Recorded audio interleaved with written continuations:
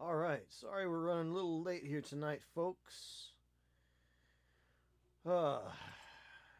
Computer was locked up. It needed to be.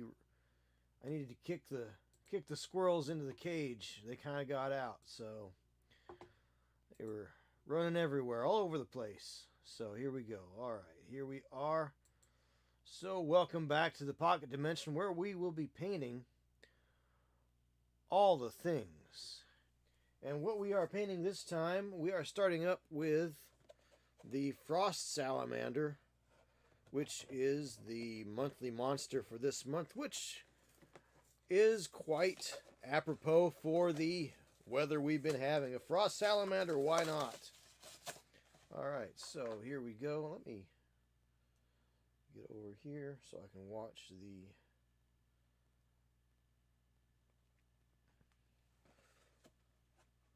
YouTube chat if I can. If there is any YouTube chat tonight, hard to say. Never know who's going to show up, where they're going to show up. Anyhow, welcome back to the Paint All the Things podcast, a painting podcast about painting and gaming and painting and gaming and painting. So, in case you didn't know it, this is a painting podcast about painting and gaming and painting. So we call it Paint All the Things right here. JP Gotrokkits, Paint All the Things. So I'm getting out the Frost Salamander out of its package, out of its prison. This plastic and cardboard prison here. So I guess this is a podcast. I mean, I don't know what else to call it. Video tutorial? I don't know. Excuse me. I guess you could call it a video tutorial. But it's more of just if you're paying attention, I do go over a lot of things. And I think I guess you could call it a video tutorial. Because there are things that I go over that if you're paying attention while I'm doing it, you will learn something.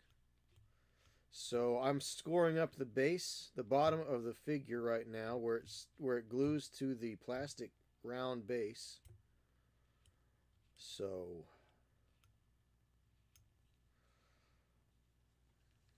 we're just getting that done so we can glue it. Keying up the bottom will key up the plastic base as well. Obviously, this is a Frost Salamander, so it lives in jungles. No, it lives where it's cold. So I'm going to paint it up in cold colors. Purples, blues, light grays, I think. Do a little transition from the back to the belly. Like I was saying the other night on the last episode. Can I call these episodes, or should I just call them streams? I don't know. Hey, if you're watching on YouTube and you're catching this in the VOD, let me know in the doobly-doo down below, the chat, the internet Thunderdome, if you will. So that's what we're doing tonight, and I'm just going to score this up so that it has some purchase on the black plastic base. So I score it all one direction, and then I go 90 degrees perpendicular to that, and then I go 45 both ways. So 45 left and 45 right.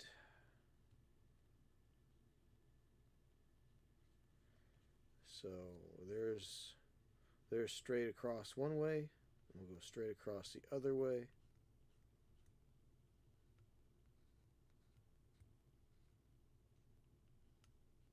Same thing here. Straight across, straight across, straight across.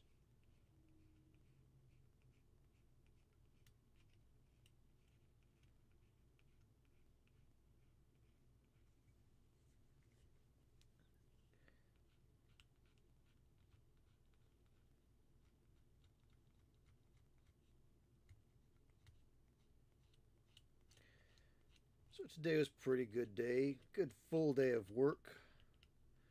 Went from had a service call in Chillicothe, Ohio. Then I had a service call in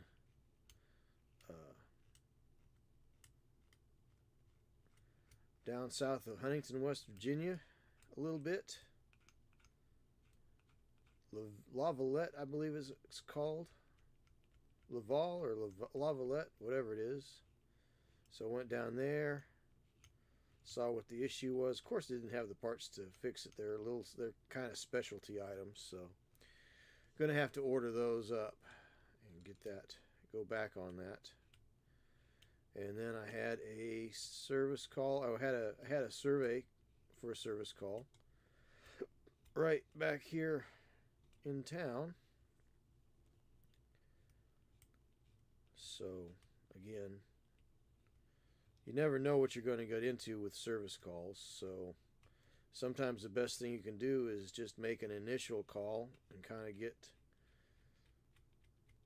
the survey, get the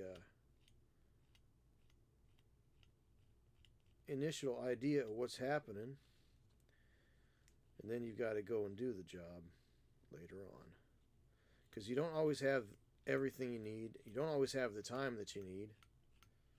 You know, sometimes the best thing you can do is just show up, put the occupant's mind at ease, tell them no, your house is not going to burn down today because it didn't burn down yesterday, probably won't burn down today, but we'll get back to you. You know, not that you don't want to blow smoke up their trousers, obviously, but sometimes you just have to fit them into the schedule. So, see what the issue is and make sure that there's nothing that's immediately dangerous, even if the situation is overall not up to code. As long as you can get them, as long as you know that it's going to be okay until you can get back to it, you know. So, if there's something really amiss, sometimes you can spend a little extra time there. But so, took care of that. And tomorrow I go in to have my wisdom teeth pulled out. Or chopped out, or drilled out, or cut out, or something, I don't know which. But 50 years old, and I've maintained my wisdom teeth for this long, so I guess I got my money's worth out of them. Money's worth? I didn't buy them. I mean, they just kind of showed up, you know. They kind of grew in, mostly. Had one that didn't grow in real good. It had a little bit of skin left over top of it. It wasn't impacted per se, by any means, but it broke through pretty good, but it just had kind of like that flap left over, so it was really hard to brush it back there and the like. So it eventually got a cavity and gave way. So not all the way down to the nerve, thankfully, but you could feel it kind of get food back in there and the like, and you know. Went to the dentist and had him look at it and said, yep, that's what it is, and probably ought to have that cut out. So I'm going to get all of them cut out so they don't have the same problem later on with all the rest of them. So we'll have to heal up for the next few days. After that, will I be doing any hobbying? I don't know. Will I be doing any hobbying? Hard to say.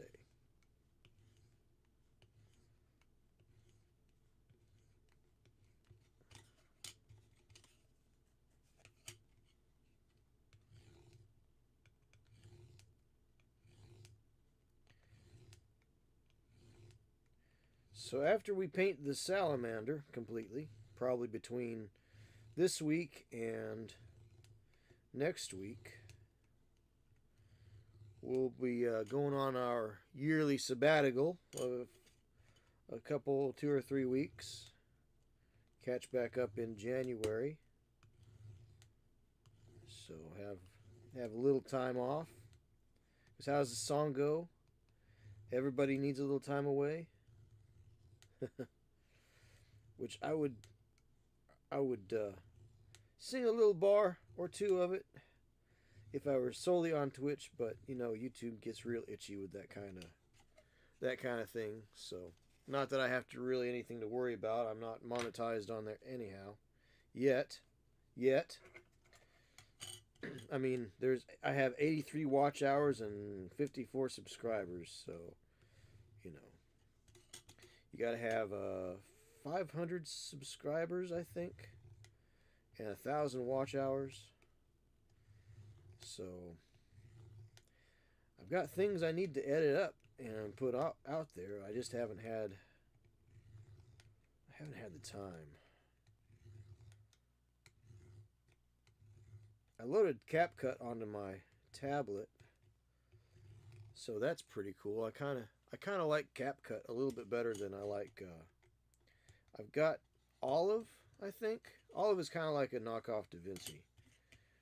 Like DaVinci, I think I've got DaVinci on the laptop as well. But they're kind of advanced. I think CapCut is a nice entry level editing app. Hope it does everything I want it to do. I need to do a voiceover on there and probably need to put some music on there. I think it'll do it. I just need to sit down and learn exactly how. So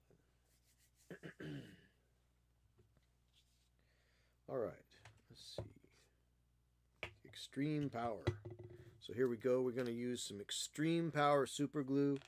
Just basic cyanoacrylic glue. Cheap one from, it's the one I get at Hobby Lobby, whatever it is. It's probably Bob Smith Industries one, but the Bob Smith Industries ones I think has that silvery foil label on it. This one didn't have that, but not to say that it isn't. This is Hobby Lobby branded. Well, it says hobbylobby.com on it. So, I'm not sure who the actual supplier is. But Hobby Lobby, Hobbytown USA, they're all within 20 minutes of each other. Down the road especially, like literally. So, if I can't find it at one, I can find it at the other. So let's get this positioned on here. One thing I don't like, honestly, personally, I'm not a fan of having gaps, or not gaps, but having the bases, these bases overlap the plastic bases, like coming off of the base. But whoever designed this, I mean, I guess whatever. It's pretty close to fitting, but it's not fitting quite as well as I think I would like for it to fit. So, but I'm gonna pinch it down with some clamps to hold it in place while that glue sets.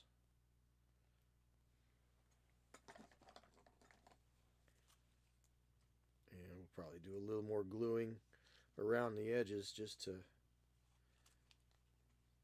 get it down, get it on.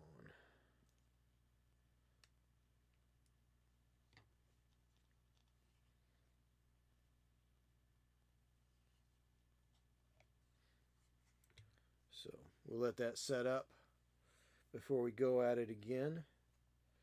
And we're going to be doing quite a bit of wet blending, I believe.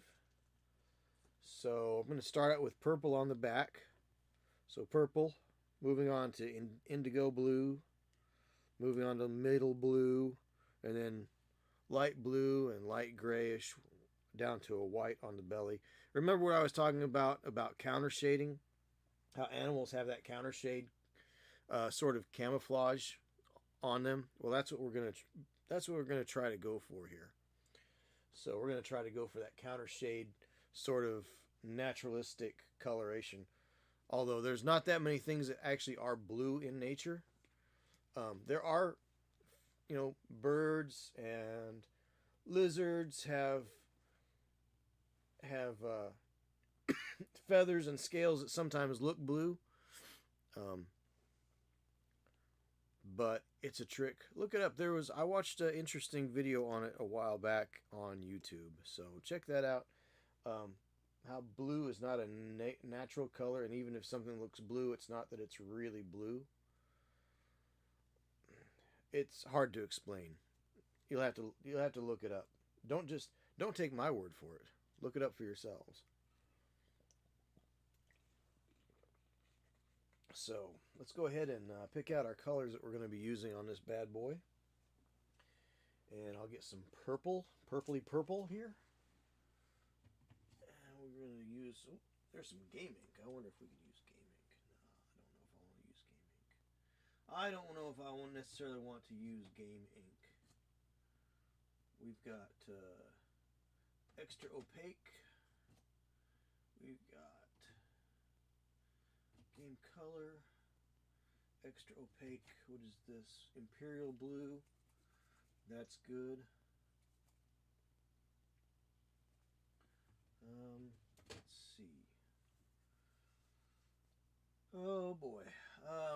Purple and blue, purple and dark blues. So I've got this. I've got Procryl Royal Purple, but I don't have the. They've got a much. Procryl's got an even darker purple that I think I'd like to start out with, quite honestly. But I don't have it in my collection, so I'm looking for one of these dropper bottles that's going to be very purpley. Purple tone. I've got purple ink. I've got purple tone. I have got, here's a very dark purple. So this is from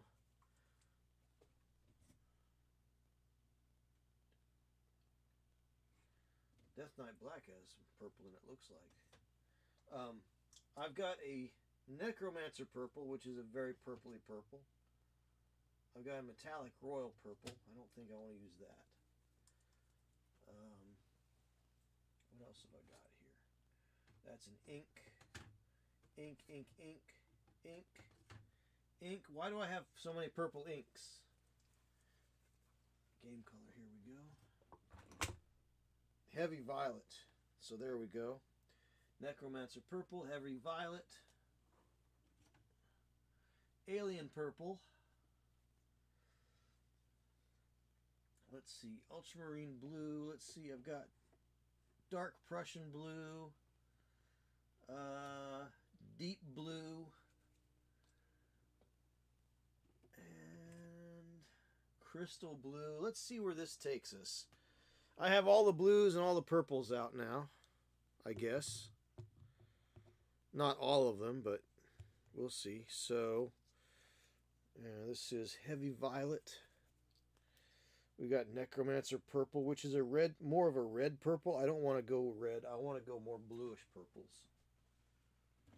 So, which I'm sure some of you are probably tearing your hair out because I'm using some Vallejo colors. I already had the Vallejo colors. Don't worry. Somebody already got reimbursed in their paycheck for it a long time ago. This is a whole new thing that's happening with Vallejo. No comments here. We don't do the politics. We don't get into all that stuff. Save it for other channels. So, but we got two colors here. So we got heavy violet, which I like the heavy colors from, if you can ever find these. I do know where there are some. I'm not going to tell you where. I know of a shop nearby that has them. So, but this is the Vallejo Game Color Extra Opaque. So it's a little darker. So we're going to go with that. Now, what I really should do is I should start out with the lighter colors first down below, I think. So I think we'll do that first. So we'll work from the bottom up, inside out. That way we don't have to paint anything really too tough. So we'll go from sky gray to fog gray. Although sky gray seems to be a little bit more neutral than fog gray. Fog gray is more bluish. So maybe, what do we got here? Fog gray, what do we got? We got a Gorgonhide gray. That's probably, I've used this before. I like this. So we'll go with that. We'll start out with that down low. So we'll mix them up. Why am I shaking this by hand when I've got a paint shaker? Well, because I got a lot of work to do around here. I need to run some electrical along the back wall for my studio here, so I can plug in more lights. I can plug in my shaker. Yeah, I gotta do a lot of things, folks. So hopefully I can get caught up on some of that while I am on break. So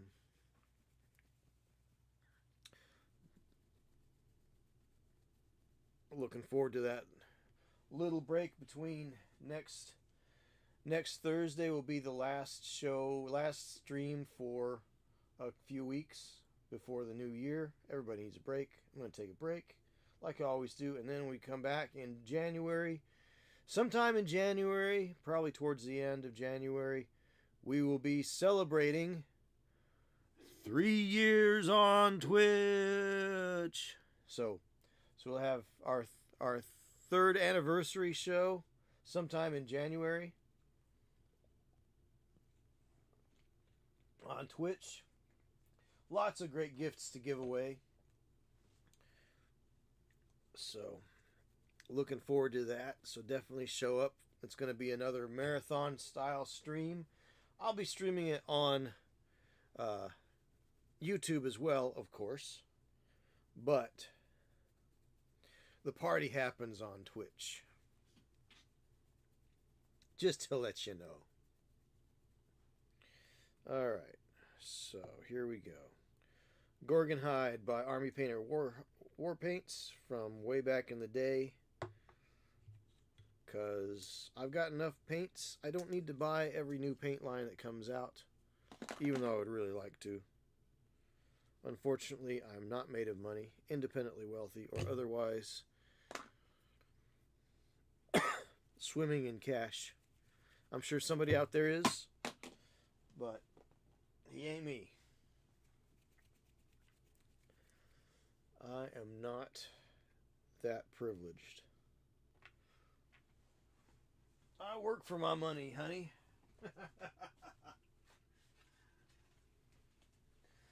So let's go ahead and use the old pokey tool, pokey poke.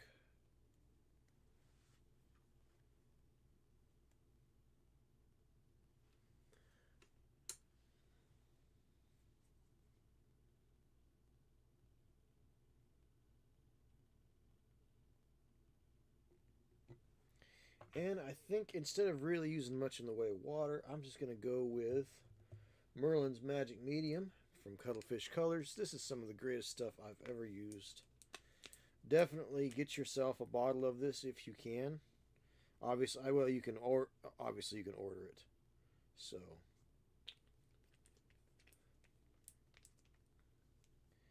that's some good stuff. I don't get any kind of consideration for using it or showcasing it. Again, I just like it. However, speaking of products that you can purchase to help the channel, check out dubby.gg if you like energy drinks and cool swag that goes with them. They've got a massive duffel bag that's just amazing. But if you like energy drinks, sugar-free and doesn't give you the crashies, check out Dubby at dubby.gg. Use my code ROCKETFUEL, ROKKITFUEL, for 10% off your order. and I'll get a little kickback as well. So there's the plug. So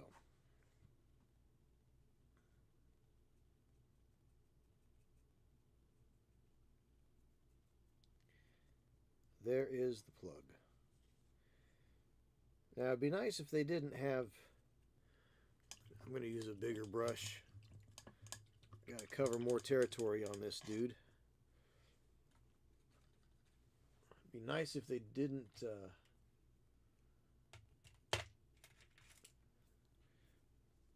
affix this guy to his little base here. But he's already affixed to his base. So we'll work with it. We'll do what we can do.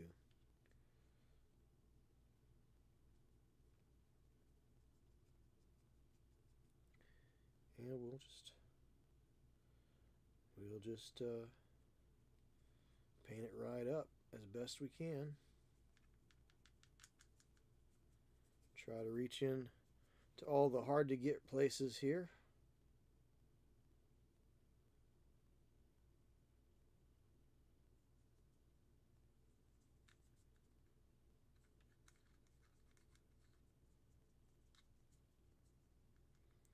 That's okay. I've pretty well determined that this is all going to be this color down below anyway.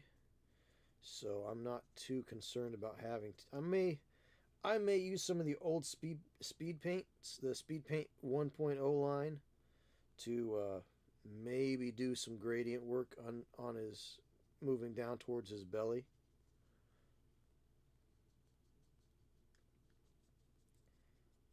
But I don't have to. I don't have to do anything. All I have to do is paint all the things. Paint the things I enjoy. Hopefully make some pretty cool looking pieces. Get you all out there excited about painting miniatures. Because if I can do it, anyone can. It's just a big coloring book is all it is. Painting miniatures is nothing more than a coloring book. You don't have to be an artist to do it. Don't be afraid. It's just paint. It's a little paint. It's a little plastic. You can't hurt anything.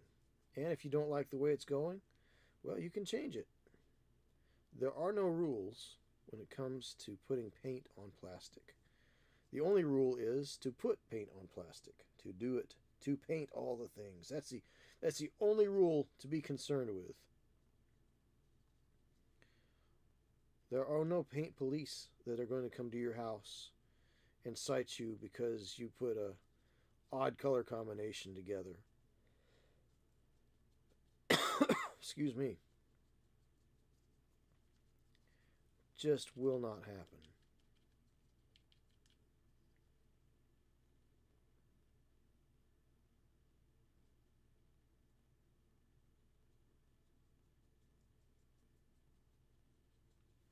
So pick a color and just start slinging paint.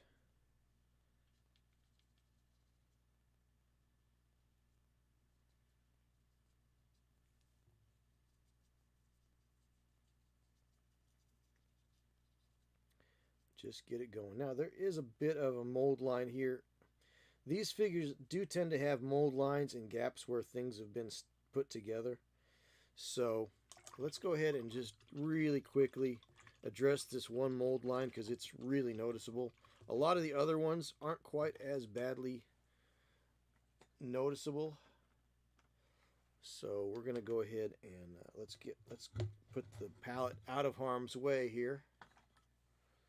And we'll just take a little bit of the sanding stick here and clear that right off.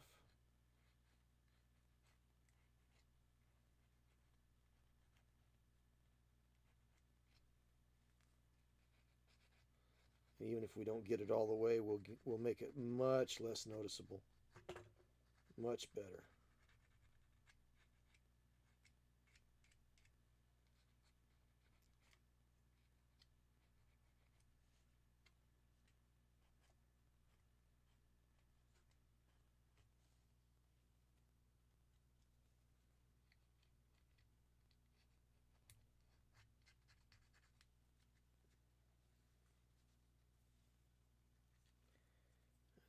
bit back there.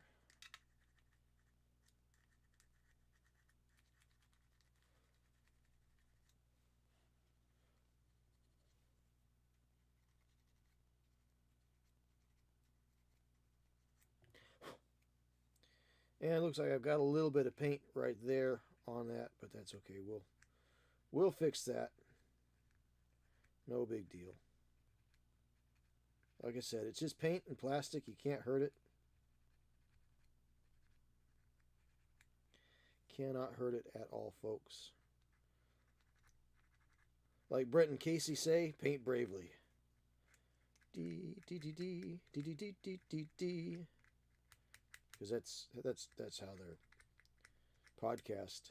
That's the music for their podcast. So.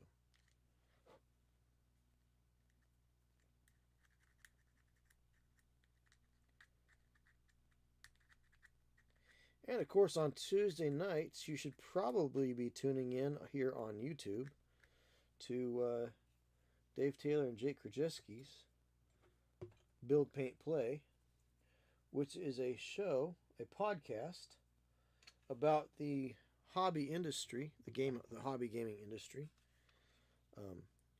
They interview a lot of people that kind of shaped the games that you play, and up and coming designers and writers and the like, people that are having a little bit of an impact in the miniatures gaming space.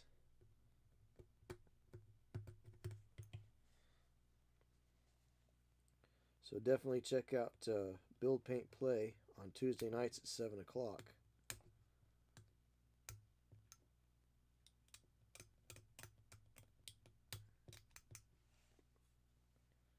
So, very cool little program. I enjoy it. But then again, I've watched the industry for years. Kind of been an interest of mine. So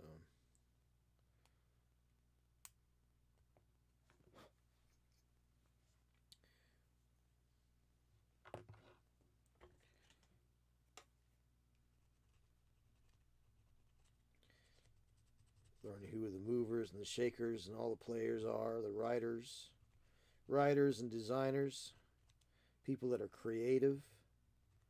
What makes them tick? What inspired them to do this? Or why did they make this choice or that choice? Not last night, but this week's episode of Build, Paint, Play, they interviewed Graham McNeil, and I asked a question in the chat about canon and the like, and I got a really interesting answer. He gave me a very interesting answer, and it's I think it's that answer was really great advice for anybody that writes fiction. So check out Build, Paint, Play.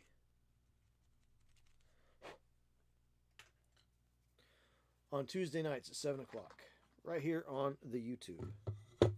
All right, so I think we've got that all squared away there. So let's go ahead and get some more of this light blue-gray on what would be the underbelly of this fella here. Maybe need to put a little bit more out on the palette.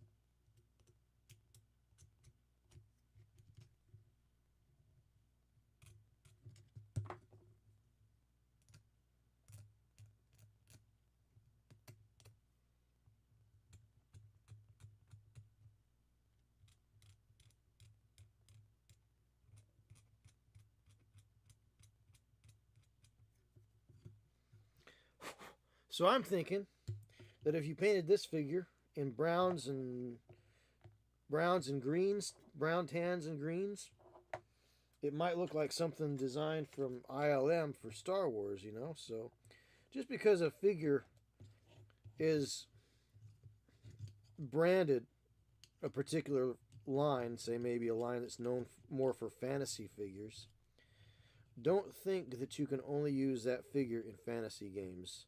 A lot of these monsters would be right at home in a science fiction game. So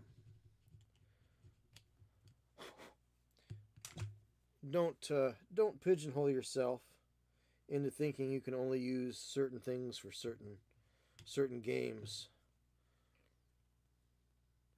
Push the boundaries of, get the most use out of your minis. Can you use it in this game? Can you use it in that game? Don't get so tied up to the miniature and the brand that it's connected to that you miss out on just a lot of really great fun gaming. So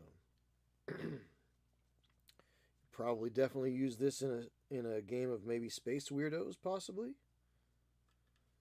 Maybe Space Station Zero. Maybe it would work in that. Maybe even Majestic 13 by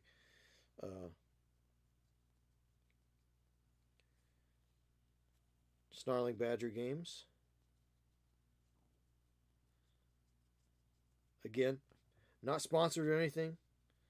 I just like the product, so I'll give it a shout. I've known Adam for a while now online, and met him in person, visited a little bit. So he's really busy though. When you see him at a convention, you don't have much time to chat. Really, he's very busy. At least too busy for a plebe like me, But I'm also very busy at conventions running games with Sea Dog Game Studios. So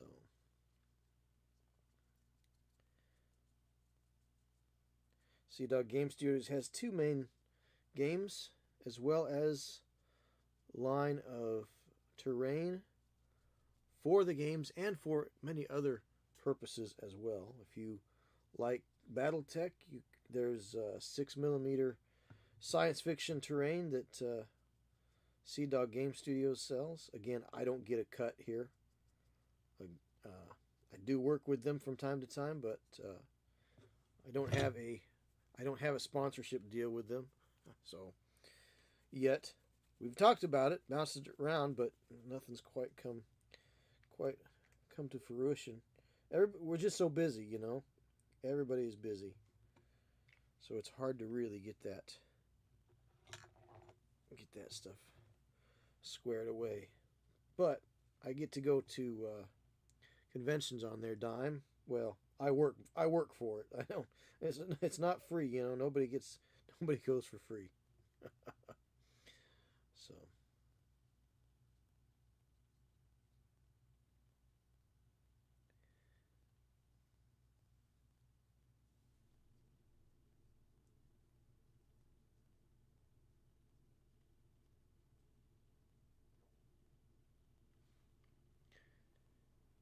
hey, Kristen Seeger, nice to have you in the chat. How you doing tonight?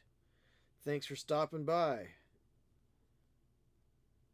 First time chat. What brings you by? I'm painting the Frost Salamander from Wizkids for their Nolzur's line of figures.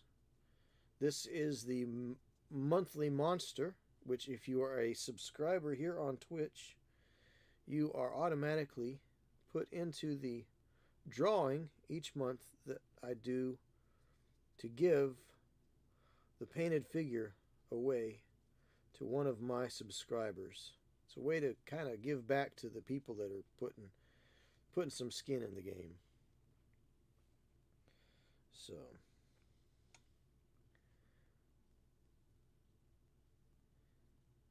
very good. Well, it's good to be good. Actually, I met a man this evening. His name is Good. That's his last name.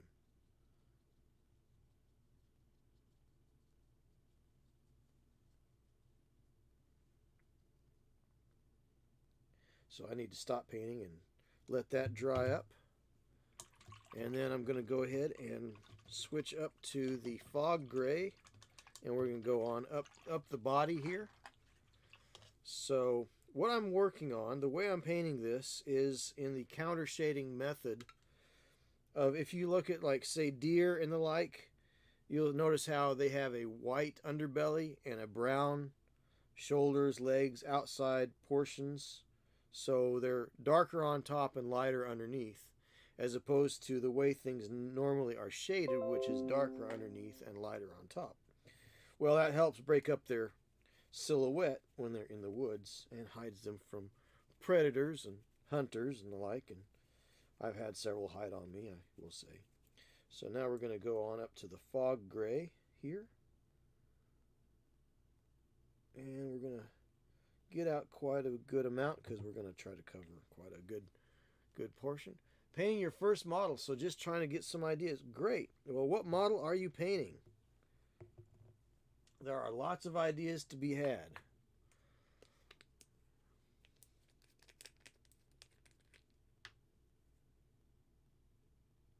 Painting your first model.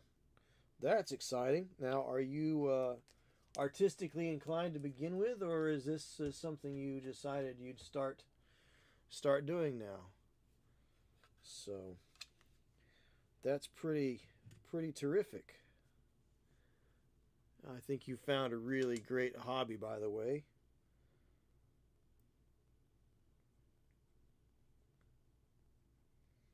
If I do say so myself.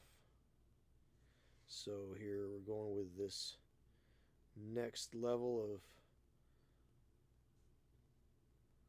coloration here.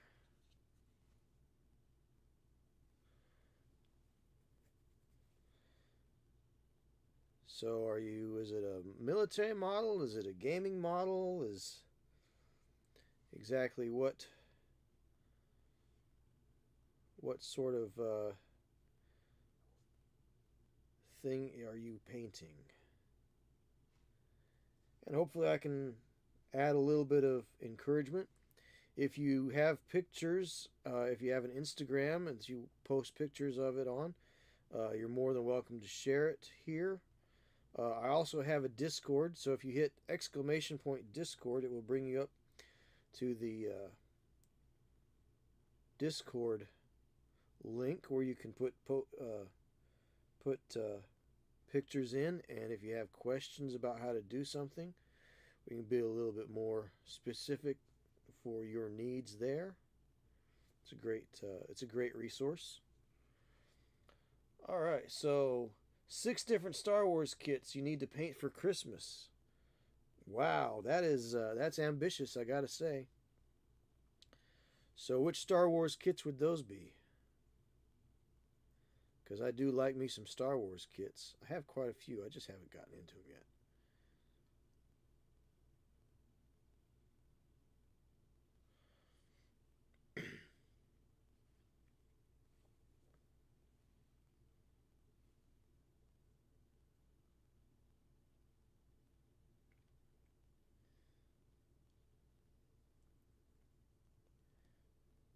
So, if you're painting stormtroopers, I would suggest starting out with a medium gray, kind of like this color gray, and working up from there. Trying to go with white and then give it a wash is a little bit challenging.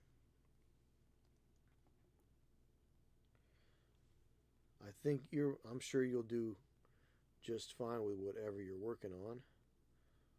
But if you want to ask questions about things, that's a good resource.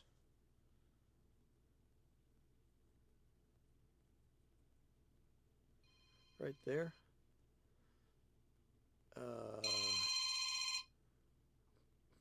Who is calling me?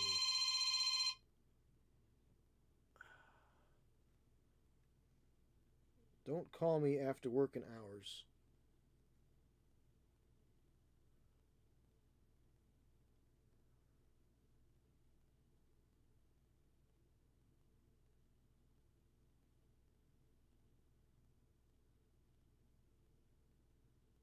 Oh, Okay, just a moment.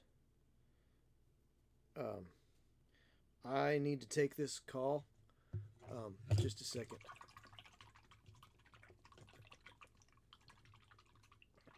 So I'm going to take a quick little break. Star Destroyer, Death Star, AT-AT, A-Wing, Y-Wing, and Razor Crest. Very cool. That sounds great. Hey, I'm going to take a quick break, and I got to call this gentleman back real quick. So just a moment. So we'll go ahead and take a bio break while we're at it here. Might as well.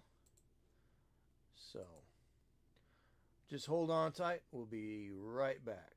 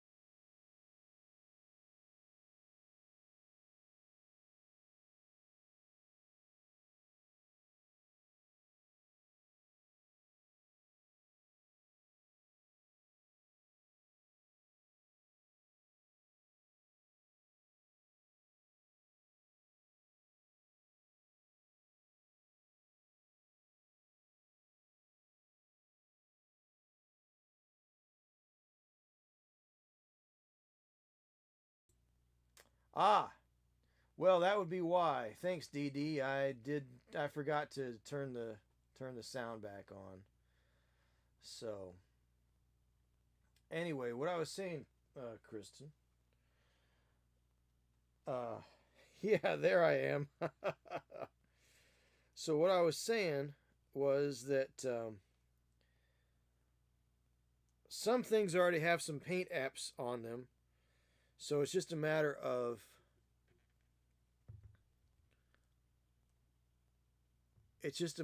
enhancing what's already there. You know, let's see.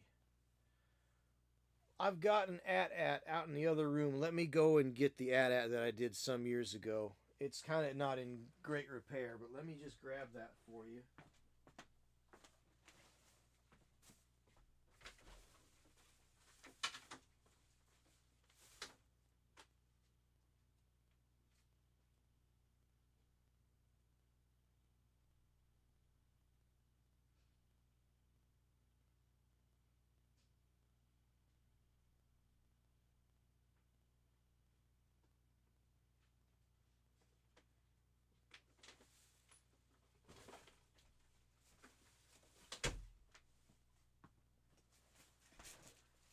So, this is the old AT-AT from Revell Monogram. They're Kristen.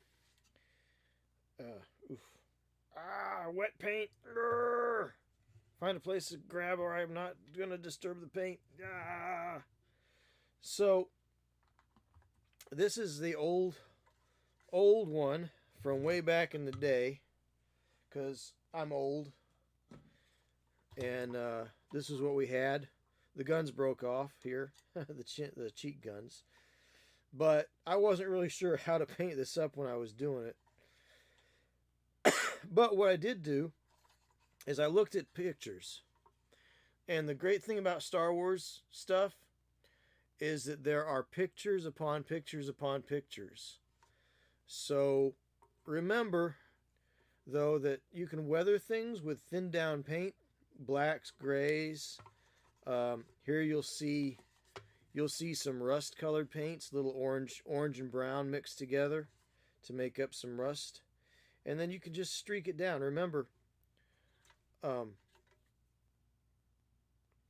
gravity pulls water down, so your streaks are all going to usually be down. It's good to have things in sort of the same direction that way. This actually has a lot of bare plastic on it. I didn't, you know, growing up building scale models, one of the first things you do is you rinse the plastic sprues in warm soapy water and then rinse it and clean it off. Basically what that does is helps get rid of any release agents or oils that might be on the paint on the plastic. Well, you can see that there's bare plastic here that I just went and weathered as I did. I didn't really. Do I know if Derby City is coming back this January? I believe it is, DD. I believe it is. Whether or not I'll be able to make it this year, I don't know. Hard to say. I do have in January. I actually have somebody else that already requested a paint and take up here in Gallipolis.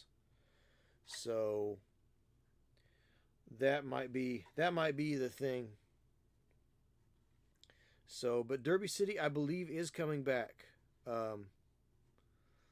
So River City, I think it's called River City Con, but I do believe they are coming back. So the paint sticks pretty good. This is just old. This is all old acrylic paint as well. This was from, I think, it was from a company called Pactra, Polyess and Pactra, which is what we had back in the day. So it sticks to the bare plastic. I didn't really need to put an undercoat on it because I prepared the plastic correctly. But acrylic is plastic, so it does like to stick to it. But you can see how I now this side I did paint more, but then you can see also where I used thin down black paint to just kind of streak it out and just let it look all weathered. So I don't know if that helps you at all there, Kristen, but there you go. That's just kind of an example of what I did with my AT-AT. And you can see I put the rust on the bottom where the rust would naturally collect. So, and then where there were joints, a little rust, a little dark, I darkened it up for some oil to make it look like there's some oil there. So, hopefully that gives you an idea. And like I said, the great thing about Star Wars models is there are so many pictures of references that you can get. It basically just boils down to learning learning how to manipulate the paint. So too thick, too thin, thin it down for washes.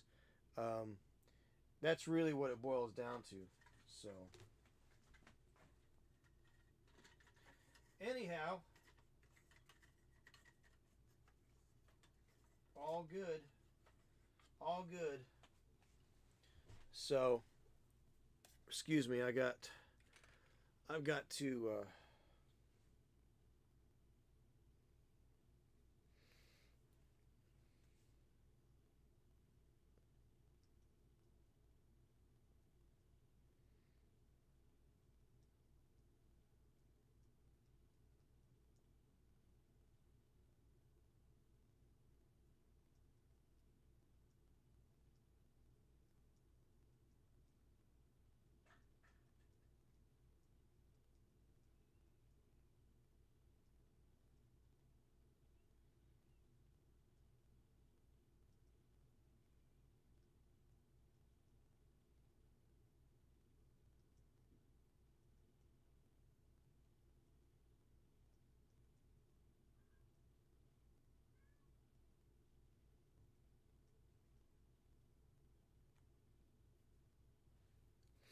okay. Sorry, I'm just working through a couple of things for some transport options for tomorrow. I go in for my wisdom teeth extraction tomorrow. So, anyhow, there we are. So, but Kristen, if there's more questions like that, I'm more than happy to answer them and give you as many examples as I can. That's what this channel is about. And I've got lots of Star Wars stuff to paint as well as Kings of War, Warhammer, both flavors, fantasy and 40K, and some 30K. I've got individual fantasy miniatures. I've got individual science fiction figures. I've got all sorts of wonderful things to paint here in the pocket dimension, and you are welcome to paint all the things along with me. Yes, it is not any fun. I'm not looking forward to I tell you what I'm not looking forward to. I'm not looking forward to the recovery. That's more what I am not looking forward to.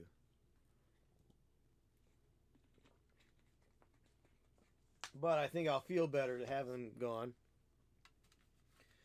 for lots of reasons. So I only had one that was going bad that they said, well, we only have to take this one. I said, well, let's take all of them. That way, if it ever happens again, I don't have any problem. I won't have any, I don't want to have any further issues on down the road. So let's just get rid of all 4 of them. So.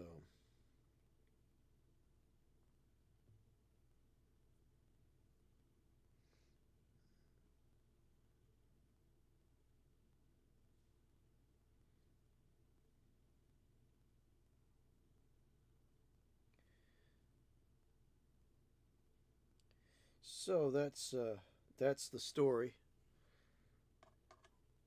No, it isn't fun, folks. It really isn't. Like I said, I'm looking forward. I'm not looking forward to the procedure, but I'm looking forward less to the recovery. But I'm taking Monday off, so there's that. I have had friends that have had that procedure done, and I've seen them feeling poorly for a whole week afterwards, and I just don't want to be laid up for a whole week afterwards. I got things I got to do. I got customers I need to take care of. So about 3 days from Saturday to Monday is about all I can spare for uh, for recovery there, I think.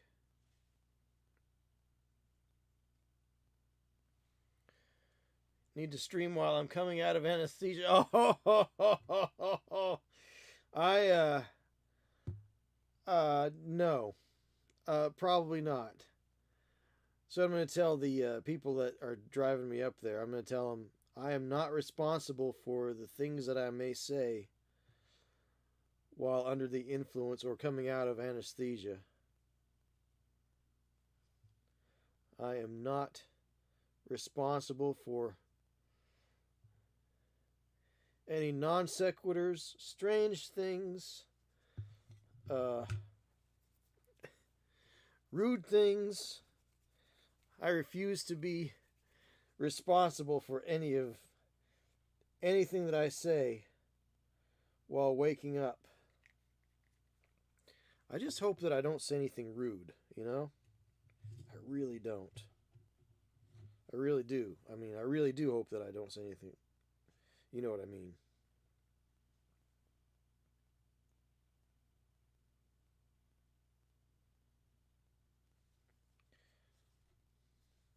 I wonder what deep seated and horrible things, terrible repressed thoughts that I've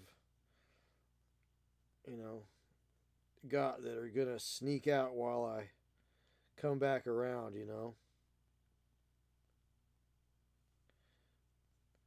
The lady at the dentist office said, "Oh, you don't have to worry about it. Most people just talk about their favorite food." Well, there's a first time for everything, right?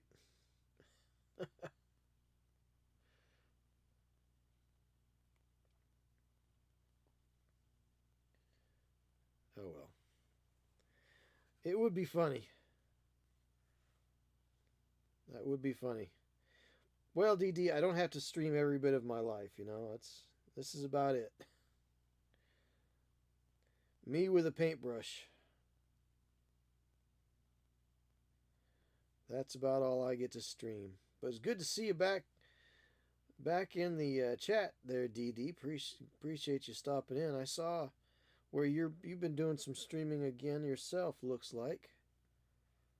So taking a little time off from the grind there, and then looked like Bearded Plastic has got some things that he's working on there in your Discord.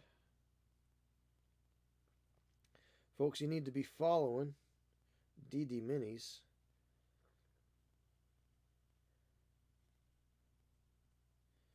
He's a great friend and a great hobbyist. Give him a look.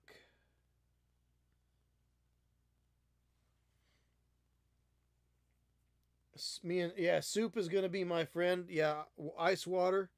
I'm probably thinking cool. Maybe not ice water, but cool water. I'm thinking. I'm thinking stocking up on broth.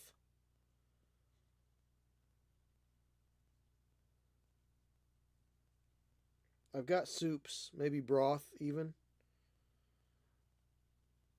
I don't know how tomato soup would do. Definitely the broth though, for sure.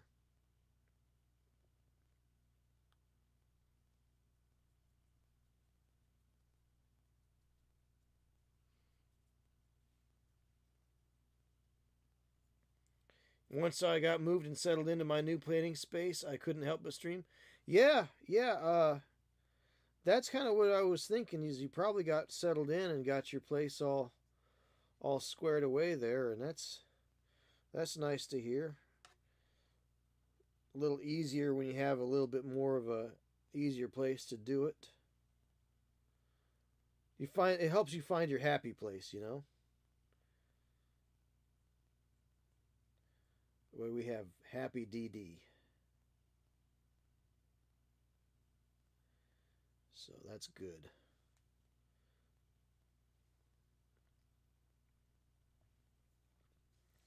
All right. So let's take some blue here. We got some light blue, medium blue, crystal blue, fog gray. Excuse me. Let me see if I can find a lighter blue than that to go up to. Ice Storm. We're going to go with Ice Storm and move up with the Ice Storm because some of those blues are just a little too strong.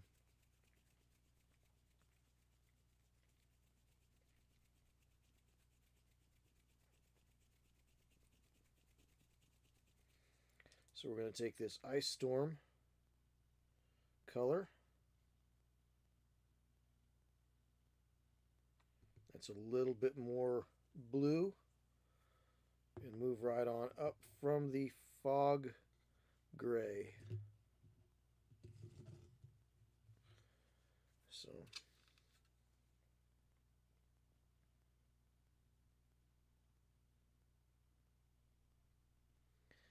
we're going to move on up here like this. Add a little water. Maybe a little Cuttlefish Colors, Merlin's Magic Medium. I'm just going to go over it like this. And it's a little wet still, so the last layer is a little wet, which is fine, so we'll let it blend all together. Now I'm taking a big risk. See, what I did there is I actually tore the paint. So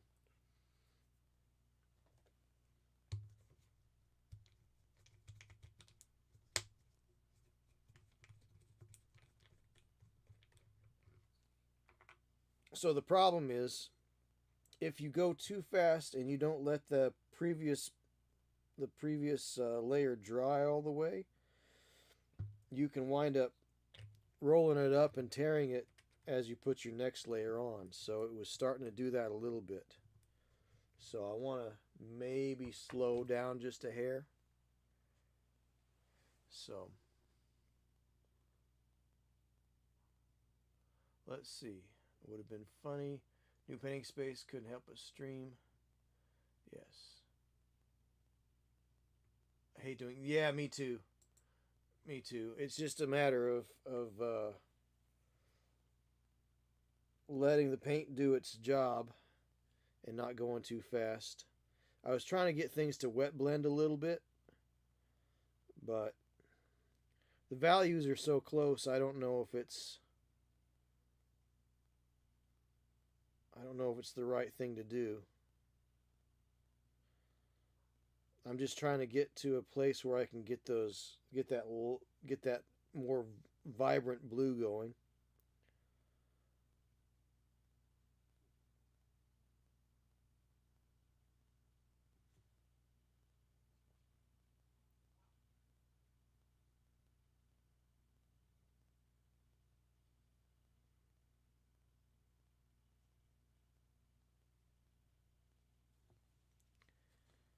So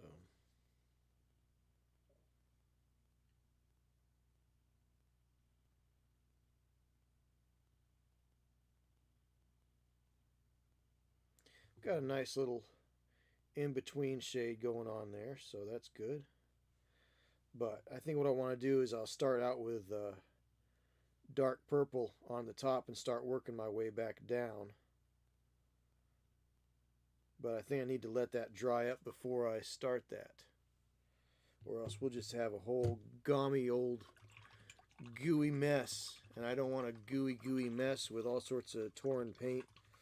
You know, that orange peel effect that you get when you got too thick. Well, it's actually, you've thinned it, but it's too thick for what you're trying to do because everything's starting to dry up, and that's the problem.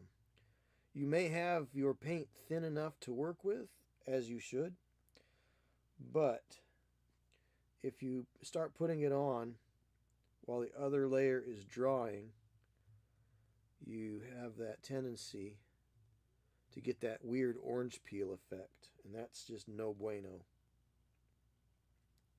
So,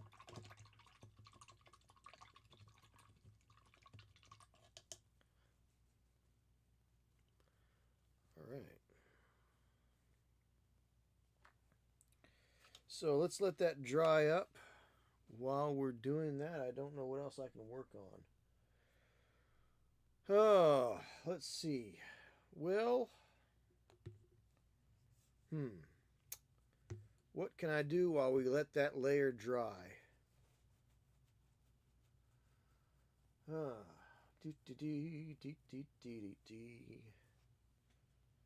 Well, I've got a wizard here that's primed up and ready to go.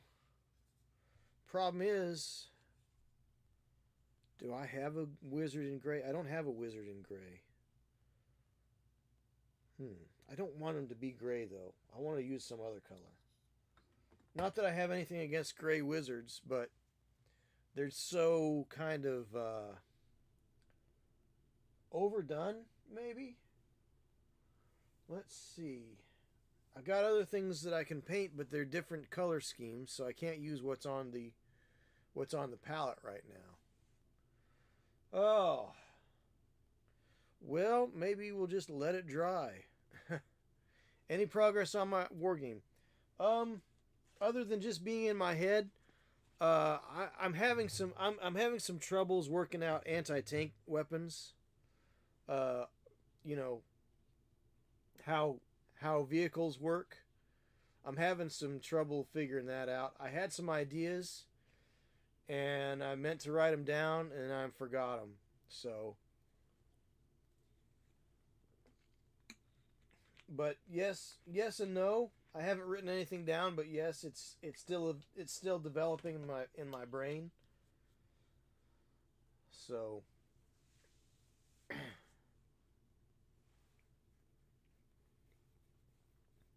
so yes and no. You know how that goes.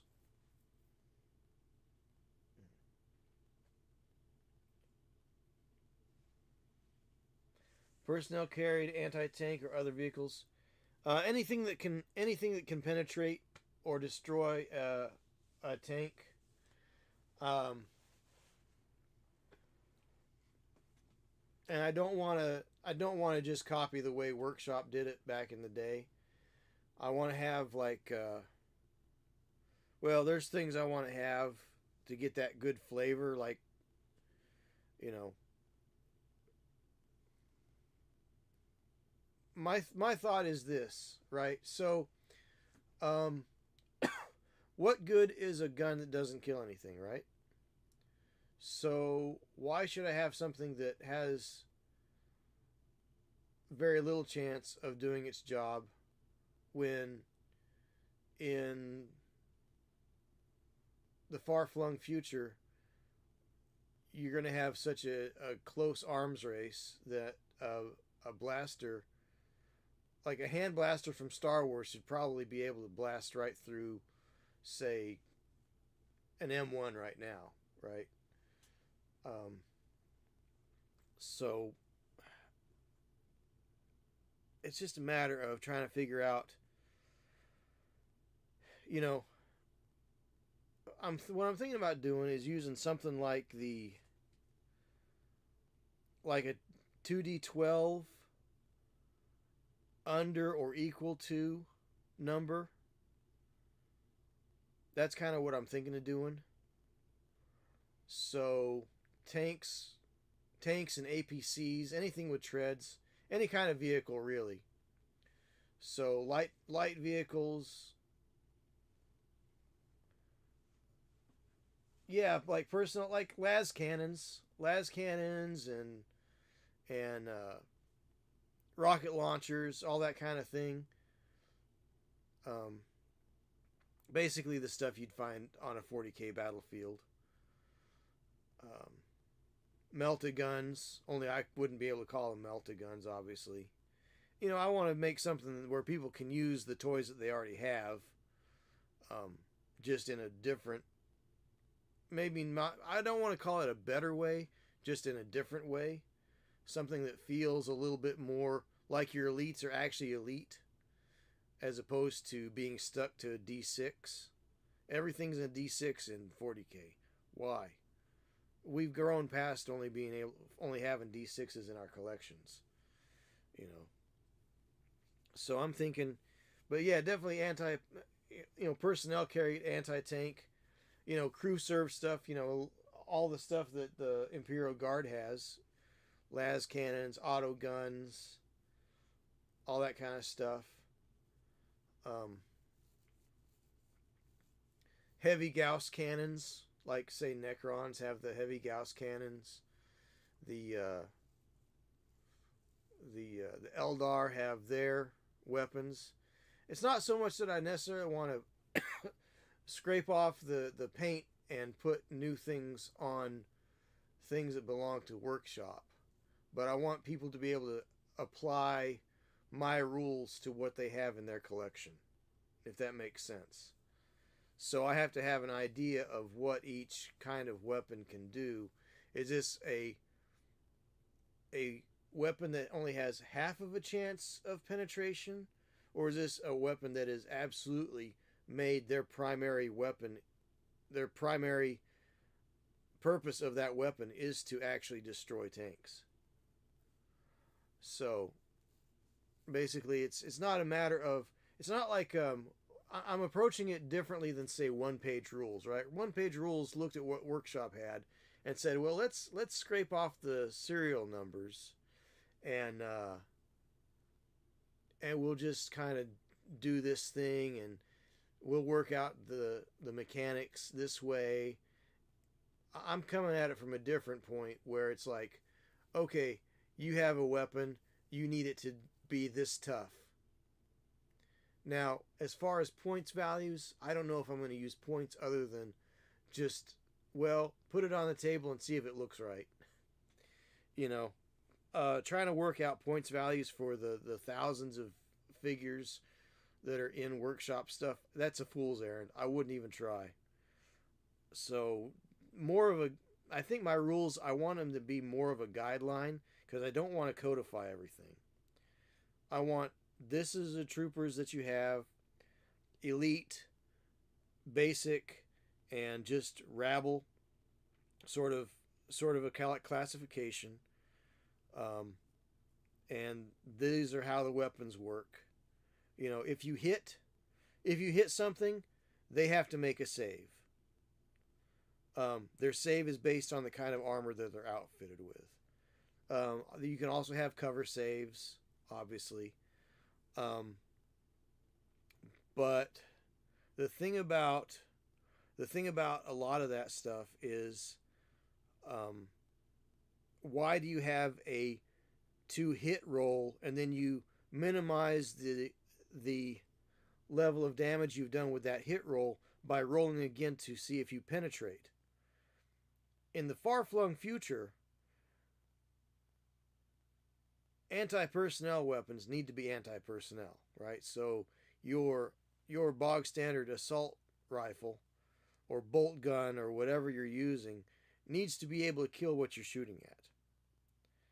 The only difference is how effective it is what your opponent gets to roll as their armor save or as their cover save or the like, which those will be pretty basic, pretty easy. All the armor saves are going to be on a D6, but you're looking for successes, and your successes will be based on the size die that you use.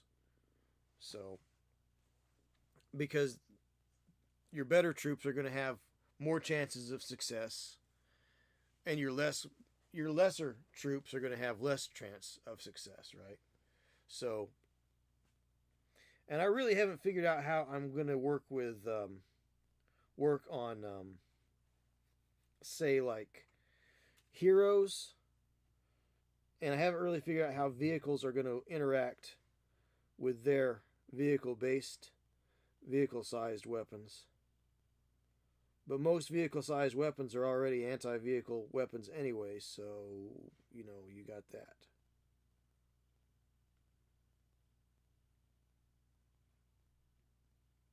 To contend with.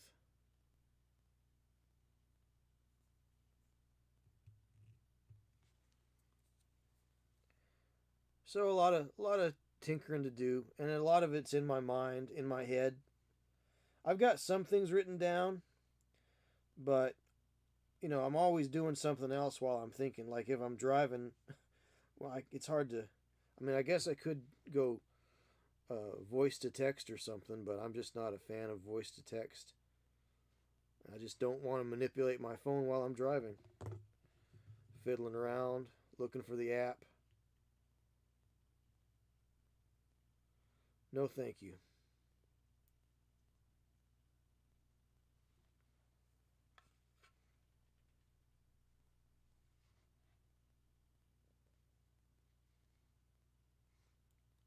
All right. Let's put out a little bit of this Vallejo Game Color purple. And if it blends in, it'll blend in. If it doesn't, it doesn't. We'll see where it takes us.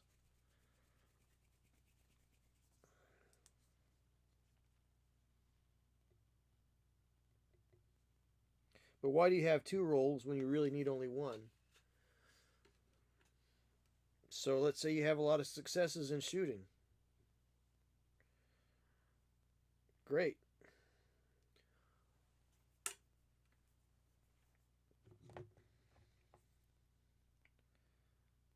Hopefully those successes will be only mitigated by the armor saves.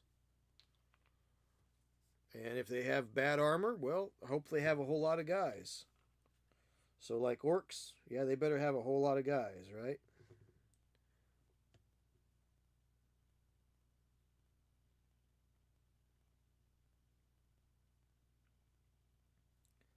So we're just going to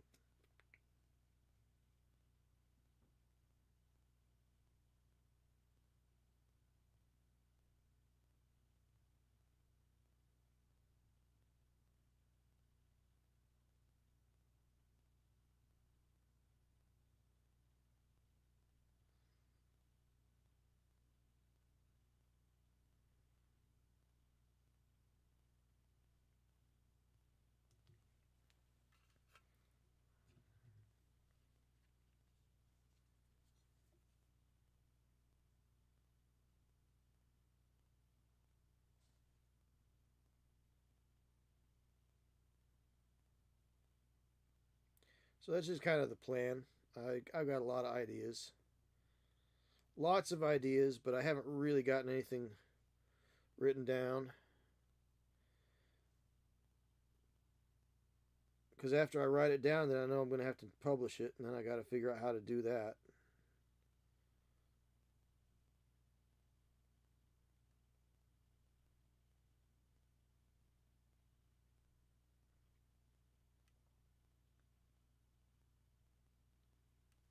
Which is not a bad deal. I mean, there's people that I can probably lean on to help me out with that.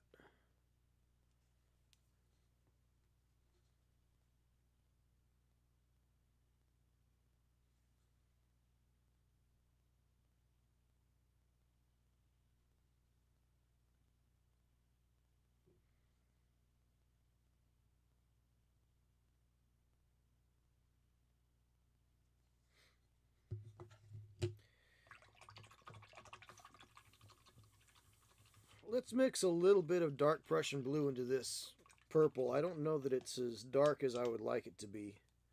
So I'd like for this purple to be, well, I don't want to go red. So I've got so this is called Necromancer Purple. And it's very dark purple, but it's also very brownish red purple. I don't know that I'm a fan of that, because I want to stay more towards the blue side of purple. So, ooh, what is that? What is that? What is that color? What is that? That is pink. That is pink. It's just come separated a little bit.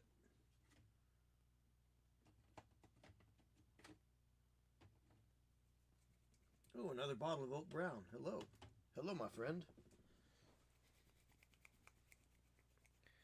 So I'll add a little bit of this dark blue into that purple. So this is dark Prussian blue. Let's see what happens. Let's see if it darkens that up a bit. Oh, yeah. It definitely takes that purple in. Oh, that's where I want that purple to be. Oh, that is absolutely it. Oh yeah. Yeah, yeah, yeah, yeah. Yeah, that'll do it. Oh yeah. That's where I wanted that to go. That's the color I was hoping for. That darker blue purple. Yep.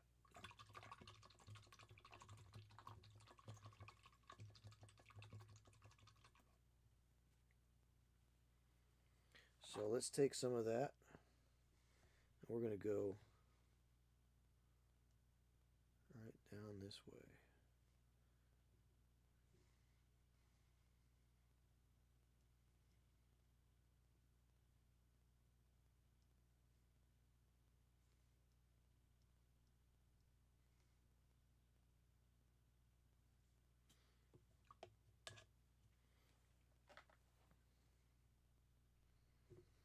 And if it mixes it as it goes, even better. I'm trying to do more with wet blending these days, because you could just do everything in stripes, and that'd be fine.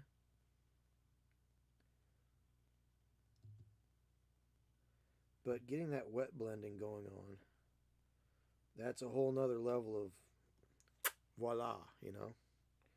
And here's the thing: is wet blending is not as difficult as it sounds. It sounds challenging, and it is to some extent.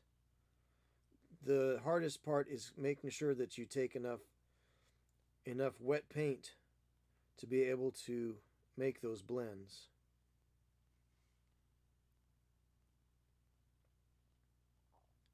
So we'll just let it mix right along this edge here. See what we can do about it. We'll add a little water even though that does tend to thin it up a little bit.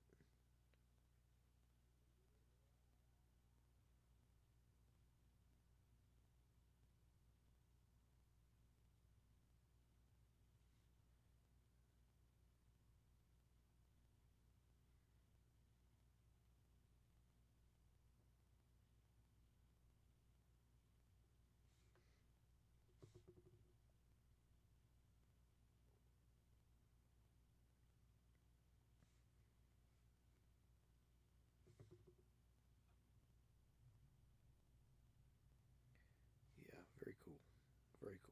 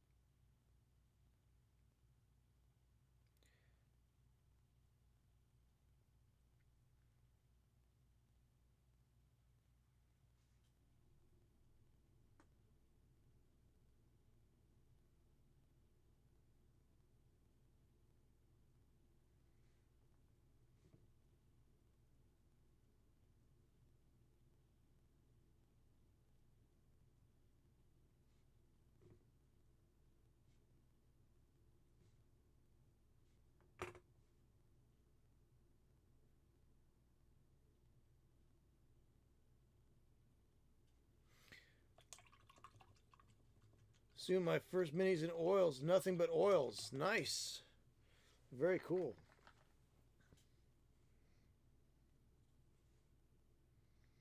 I have not gone down the road of oils yet, but if you really want some smooth blending, oils is the way to go.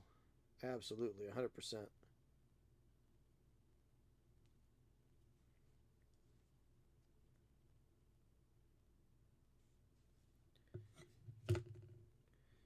let's use some of this alien purple, because this this is heavy violet, so I've got, it's a little bit heavier pigment dent.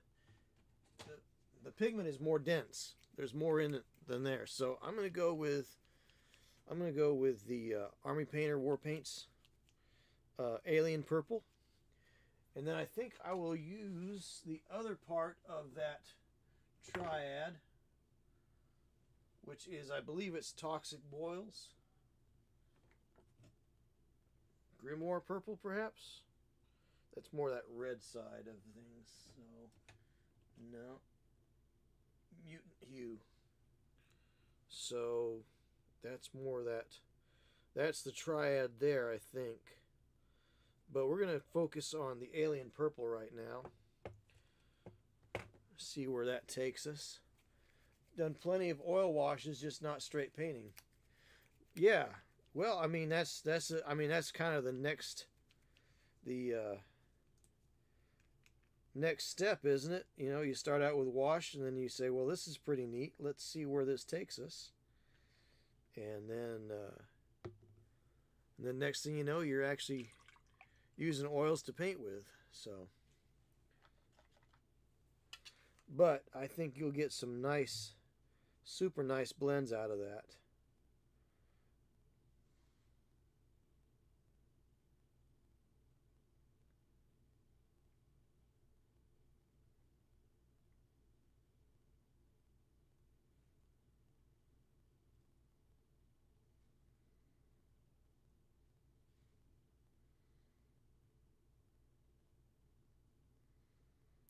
So I'm trying to do sort of the same thing there and get some nice blends worked in here.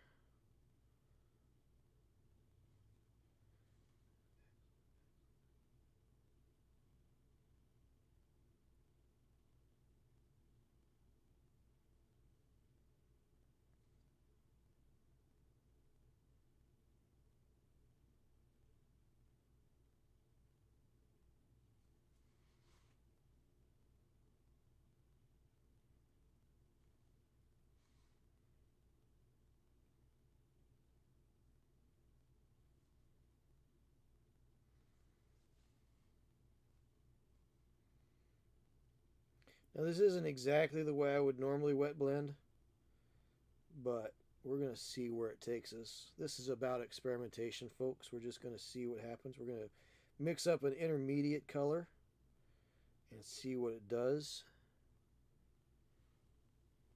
Seen Wapple do things in 45 minutes that would take acrylic hours. Yes. Yeah, I mean, I think Jim does some interesting things with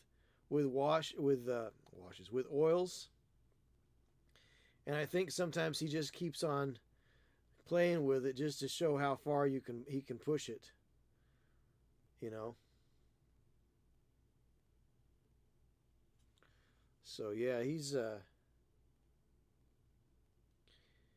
got some pretty mad skills on that, and yeah, he's definitely somebody to learn from, for sure. Yeah, and like DD is saying, James Wapple has got it figured out with oils, and the blends that you can get. I'm having a hard time here, you know, as you can probably tell.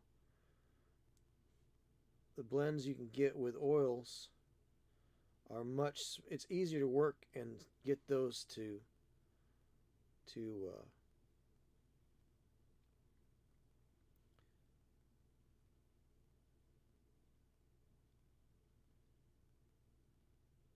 have a nice gradient with them than it is with acrylics, because acrylics want to dry up and just leave that color where it is. So, because we use acrylics because they dry quickly, they're family friendly, they don't have any real I mean, like, don't eat them, but generally they're fairly considered to be non-toxic.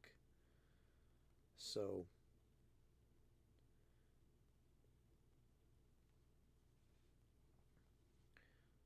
they dry quickly, which is good for getting your your figure's painted and done and on the table, but you also have the problem of laying down one color and then you want to lay down the other color and they don't blend together. Now, you don't have to blend. This is just a fun little, I guess you could say almost a parlor trick, really. Um,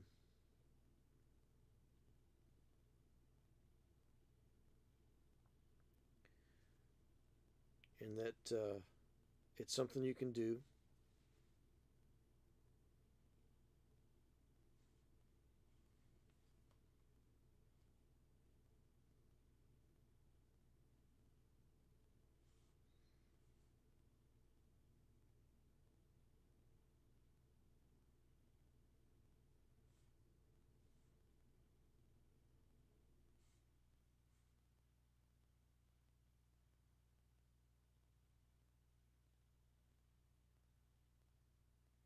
I think it's a nice gradient effect to it, but again, it's not necessary to do it this way.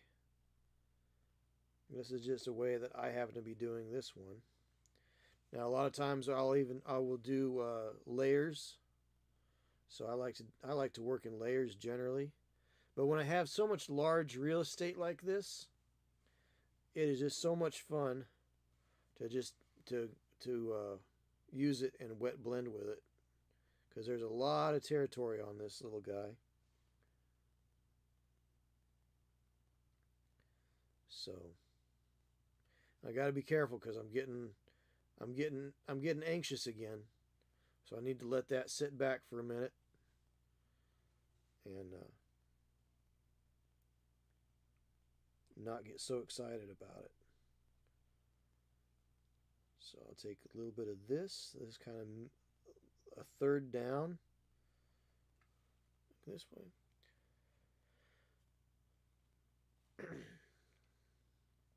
And we'll just mix it right along this edge again.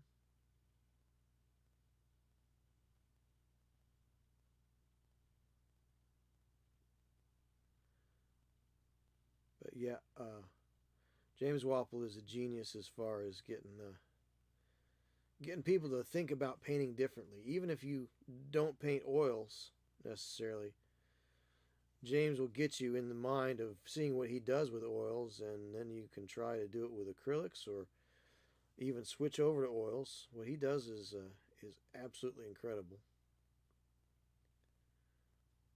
So.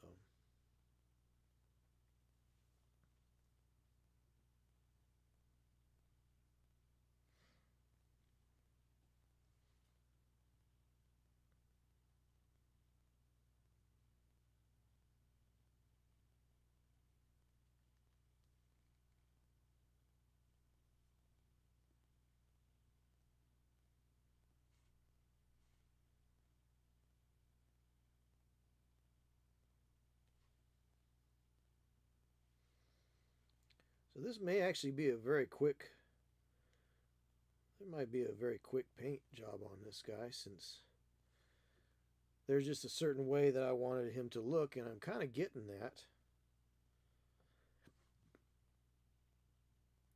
It's coming right along pretty well. So, no real big problems here, other than just trying to get the angles right to get where I want it to go.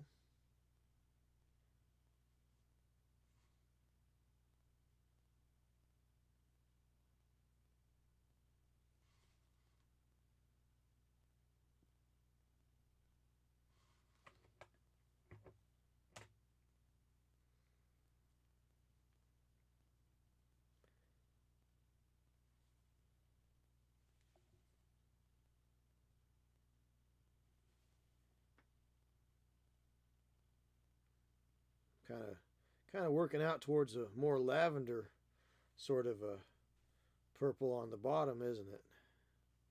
Let's go ahead and pick up some of this color here, and we'll blend her right in.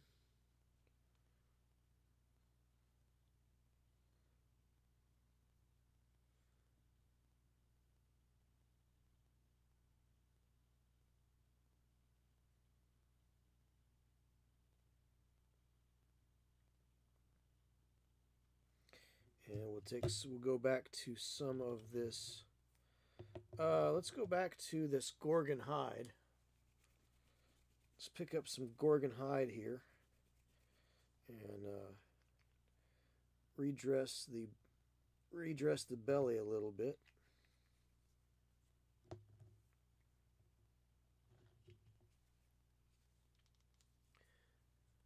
So we'll pick up some Gorgon hide here.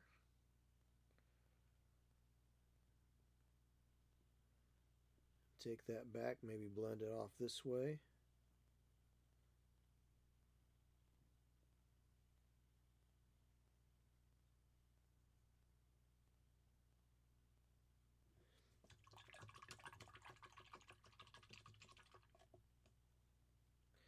And just kind of let it do its thing here.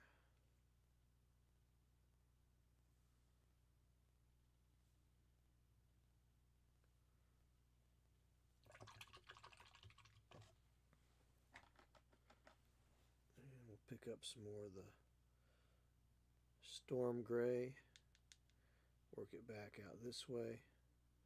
Trying to work out a nice gradient, easy blend here, where it's not just going from one value right to the next. See how right here it kind of has lines. I'm trying to get it to where it really more blends from color to color. So take this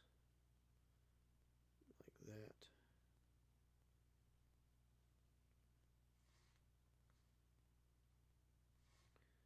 Get that in there.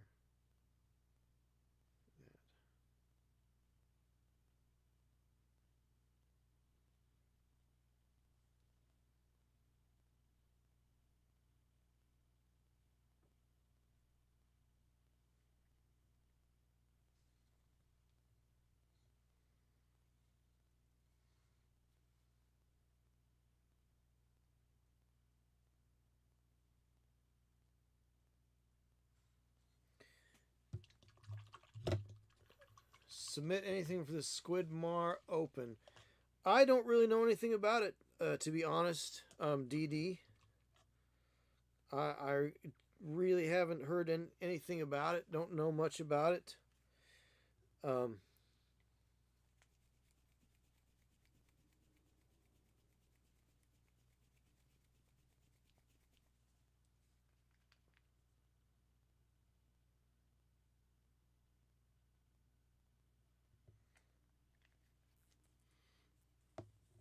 If anything, I would guess that it's a online painting competition, where Lucas and Emil will be judging, and telling you that you're a bad person for not painting it according to the Games Workshop heavy metal style or something. I don't know. I'm being silly there, but.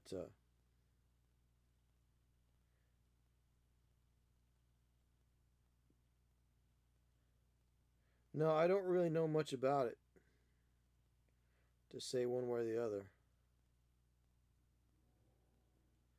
Hadn't really thought about it. I've got a lot of things. I've got probably some things I could probably enter all right. I just haven't taken pictures.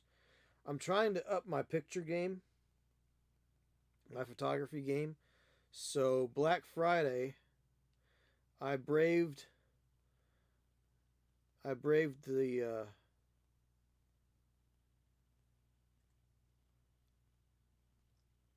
traffic, and I went out and I got a piece of black velvet as a black drop. Yeah, as a backdrop. So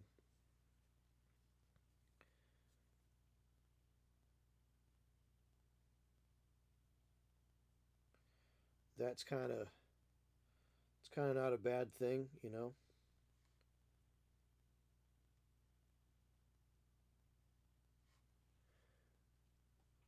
So kind of running it like Nova. Oh, okay. So where If you are good enough, you'll get an award. But if you're the best in that category, you'll get the award. That's pretty cool. I like the way Nova judges, quite honestly.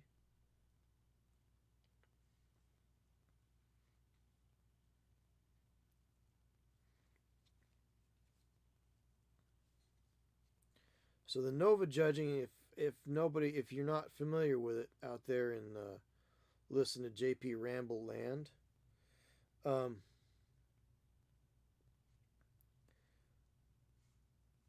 what it is it's sort of like what you might call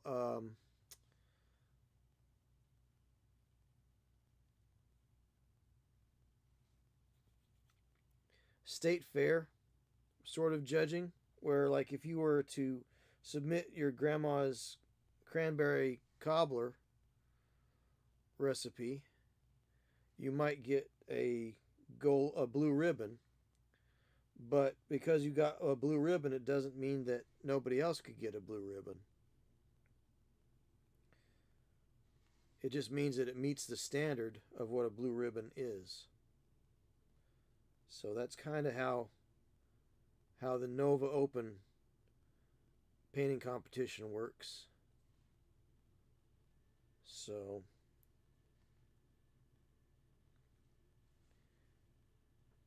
that's pretty cool.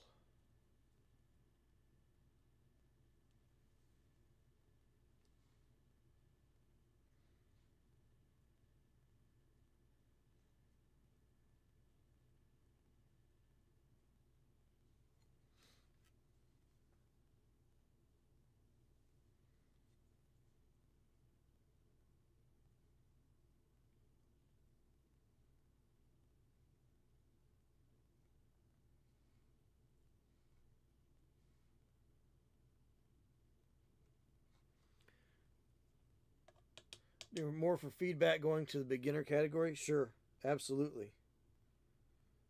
I would do the same thing. I would definitely go into the beginner category. I tell you, if I look at my stuff and I look at some of these other people's stuff, I mean, mine barely rates finger painting. You know,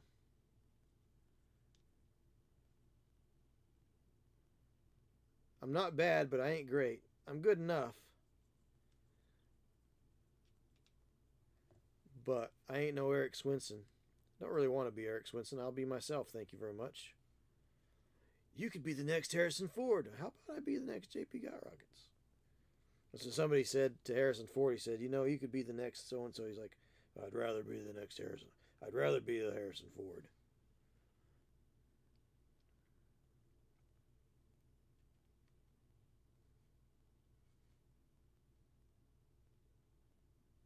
Why can't I be the first Harrison Ford instead of the next so and so?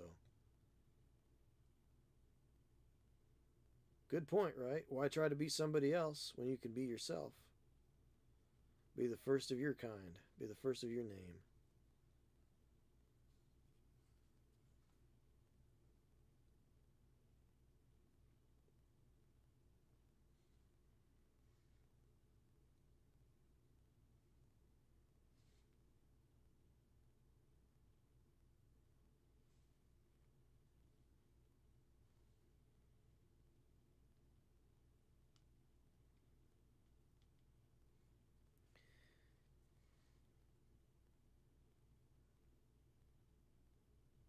Yeah, that feedback can be very useful in improving.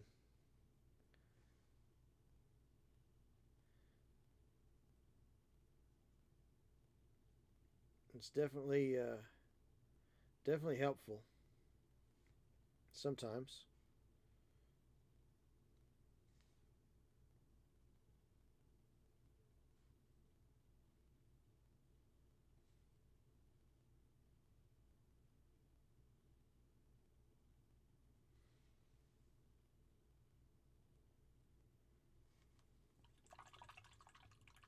I'm the okayest. Well, I appreciate that.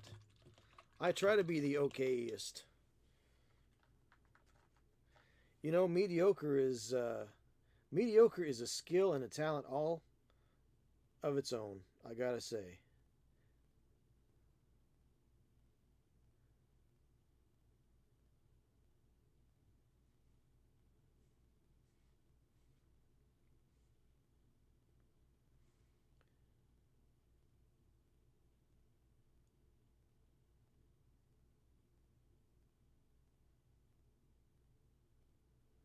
Being mediocre is a skill all to itself.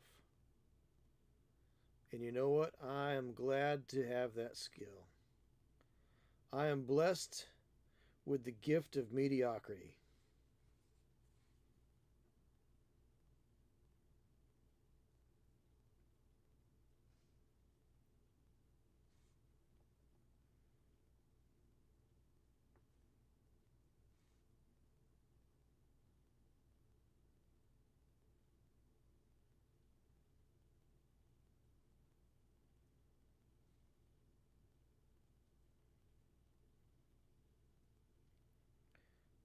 So, what I might do here is I might just take a little bit of this lighter color, more like a plum color, and do a little bit of highlighting.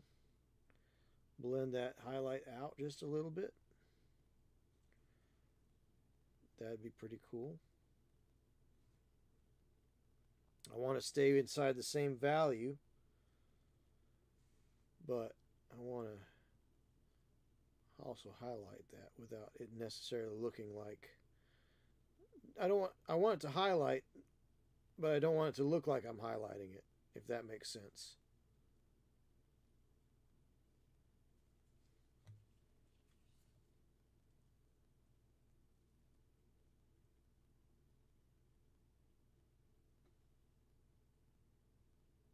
I don't know, Chewy. Just fly casual, I guess.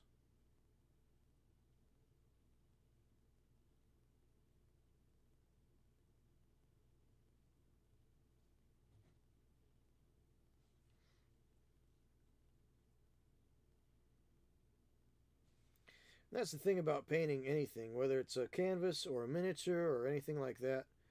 Art is never finished, folks. It is only abandoned. You say when you're done with it, you say how much you want to do with it, and you say when it's good enough. And when you feel like it's good enough, that's when you abandon it. Because if you don't abandon it at that point, you're going to hate it. And it's going to get worse.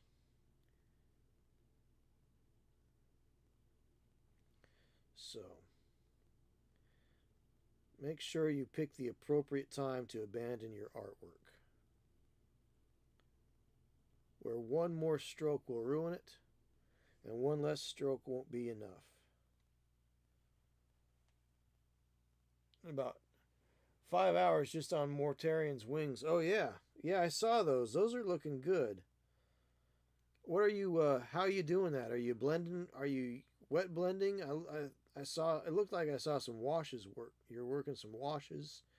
I like the details you had on the little feathery bits out on the front edges of it. That was pretty good looking.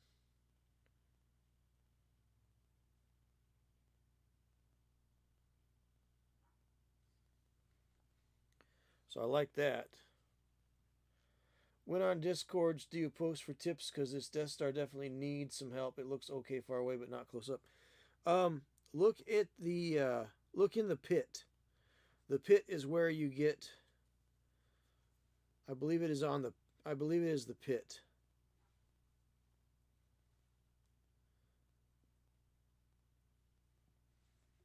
Or you can just put it in general.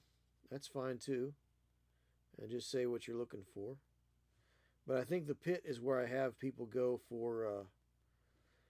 Um,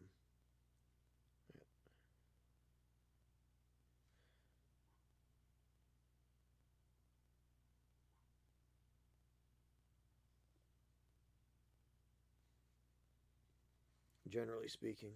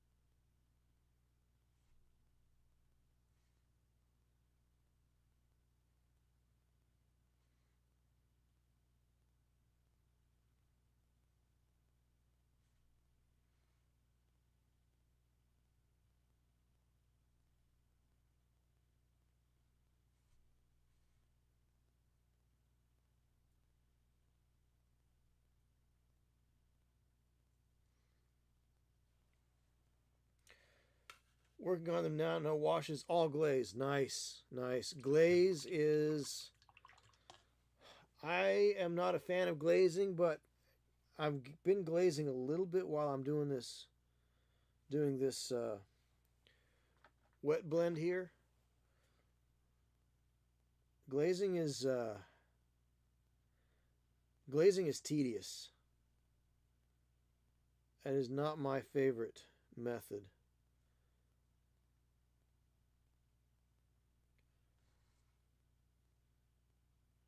I've done glazing.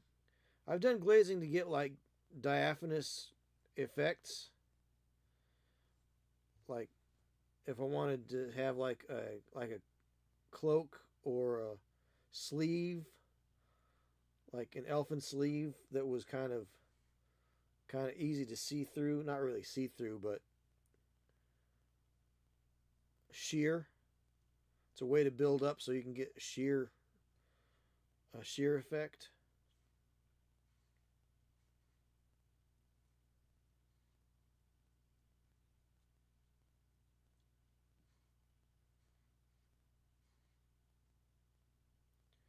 All right, I need to kind of hold off on what I'm doing here. All right, I got too much paint going on here. I need to set it aside. Again, thin paints, but too thin is too thin, and even thin paints can be too thick if you put them on over top of each other. So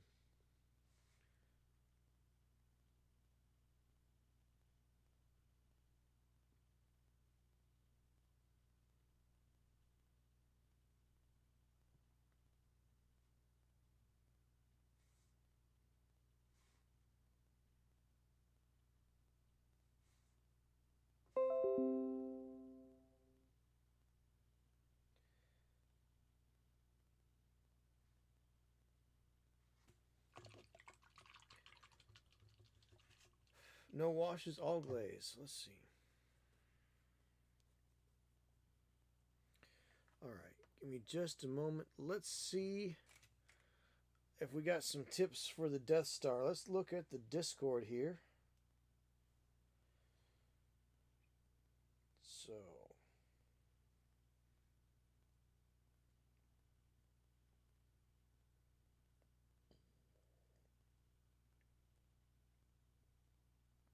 we got General. We got Kristen Seeger. Nice to see you there. Saying hello. The Pit. So, need some shadow and shading help. Okay, let's take a look at this. Alright. Okay, so you've got good shadow going on here. What you might do is... Now, there's two ways you can do this, Kristen. What I would do... So, I'm going to put this out here because I am practically computer illiterate. We're going to just take a picture of a picture here. So I don't know if this is going to come through or not. Let's turn off the... There we go. So first we'll talk about the good parts. Now, there's a lot of good parts here. So your assembly is wonderful. I really like what you've done there. You've taken good care for the assembly. So you put it together well. I like that you have a lot of texture. You've got a lot of texture, and you've got a lot of different colored grays in there. I like that too. So, let's see. Let me look over here on the OBS, make sure that we get this going here.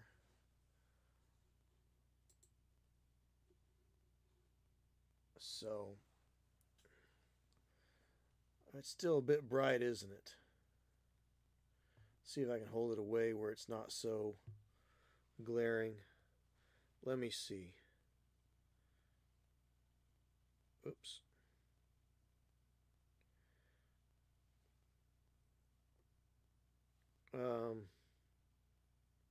Let's take it down a notch.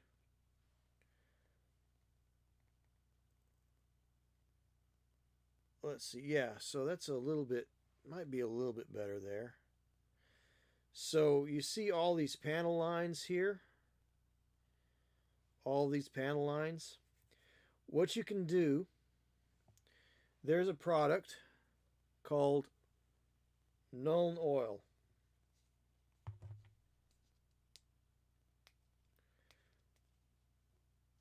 And you can get this at most well-appointed hobby stores. If I don't know if they have any place that sells Warhammer in your town or not, but this is called Nuln Oil.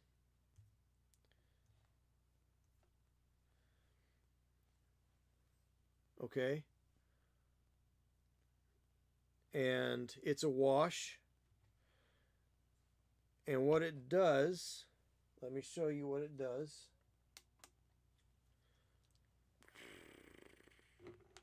So I have this mecha here. And you can see there's various things in there. So what this does is you take it and you take the Nuln Oil and you put it on there. Now it can tend to darken down what you've already done, but it will flow into all your little crevices just like that.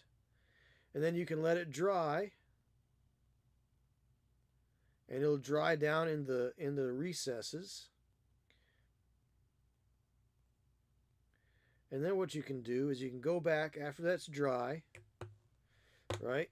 And you can go back with your different colors of gray.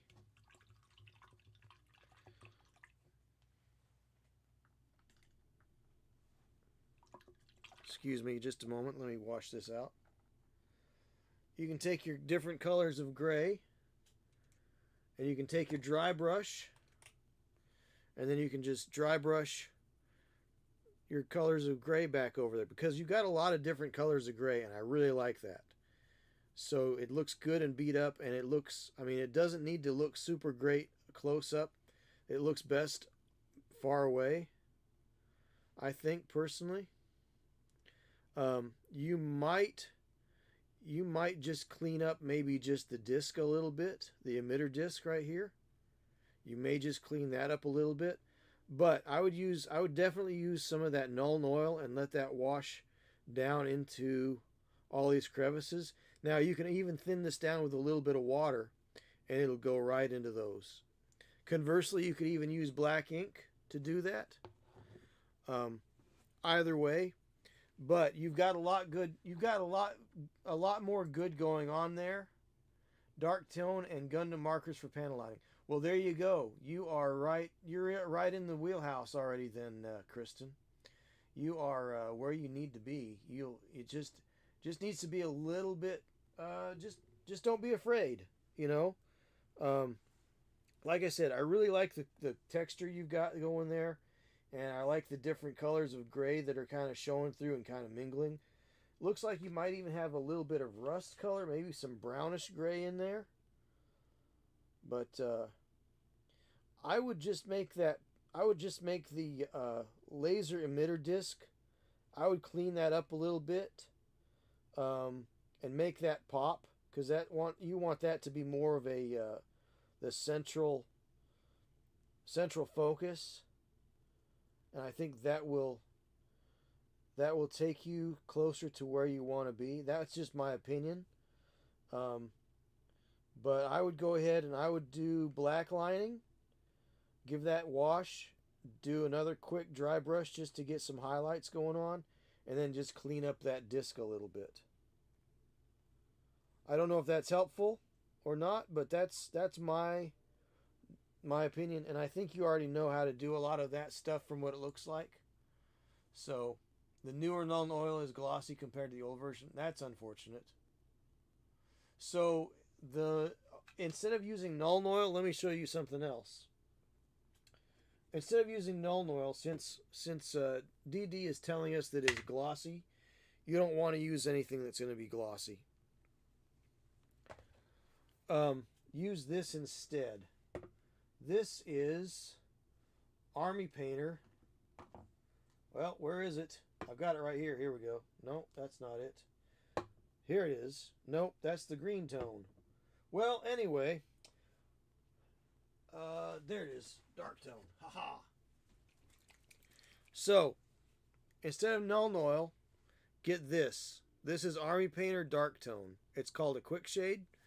You should be able to find it most places that sell all your hobby paints. And if you can't find this, you can take a little bit of what's called Flow Improver. Just go to your Hobby Lobby or Michael's or whatever and get you some black paint and some water. I mean, obviously you're going to have water at your house. But this plus a little Flow Improver, a little wetting agent, a little bit of black paint, and you can do... Actually, I'll tell you what. On YouTube, there's a gentleman called... His name is Jeremy. He's got a channel called Black Magic Craft. And he actually has a recipe for making your own washes. So check that out. Black Magic Craft over on YouTube. Jeremy has a recipe for making your own washes. So definitely check that out. Especially if you can't find washes where you are. But if you can't find Null Oil, and since Null Oil is glossy, we don't want to use it. Go ahead and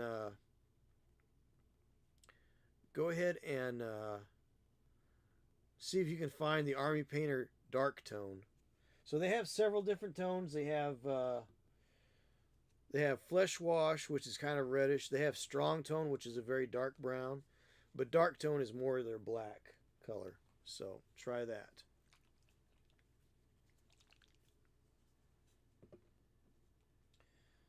So if you can't find any of the specialty washes like that where you are, like I said, Jeremy over at Black Magic Craft has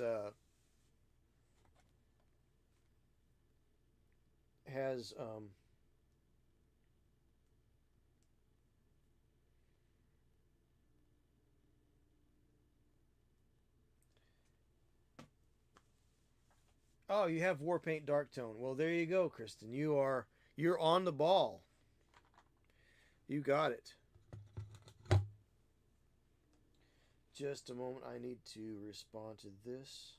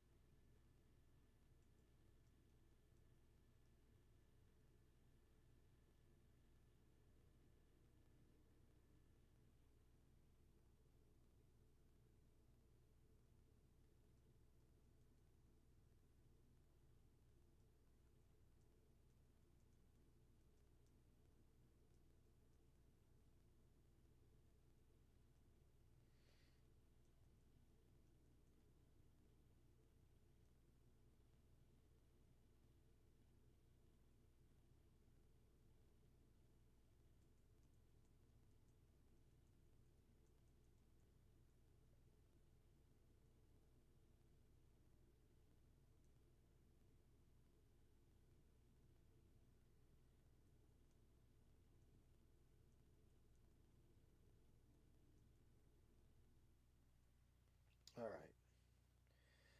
right. I got that responded to. Okay. Now, back to watching the show over here.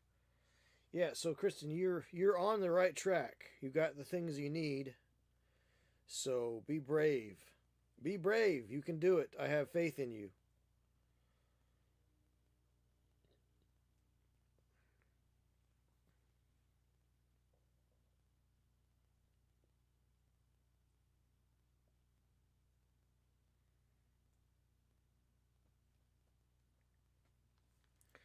All right. Very good. So, all right. So that will. So I think I've got a pretty good blend going on here. It's a little bit The distinction here is a little sharper than I intended, but that's okay. We'll just see if we can make a glaze right in there. Like I said, I'm not a big fan of glazes, but we might be able to get something in there.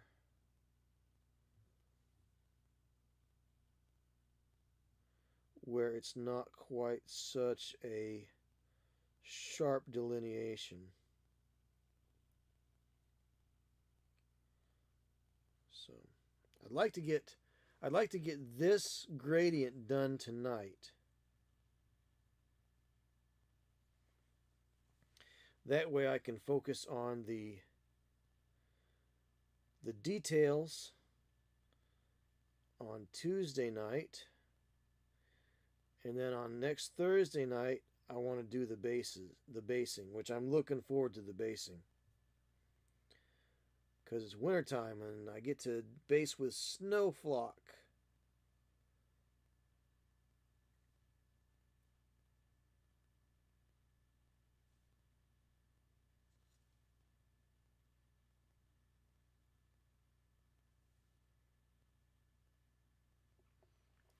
So that's going to be fun. But yeah, I think you're on the right track with that, Kristen. And then you had the Star Destroyer as well. What I would do with the Star Destroyer, I would use a darker gray around where the guns are on the sides, that edge, like around. Let's see. Let's take a look at that again. So the Star Destroyer.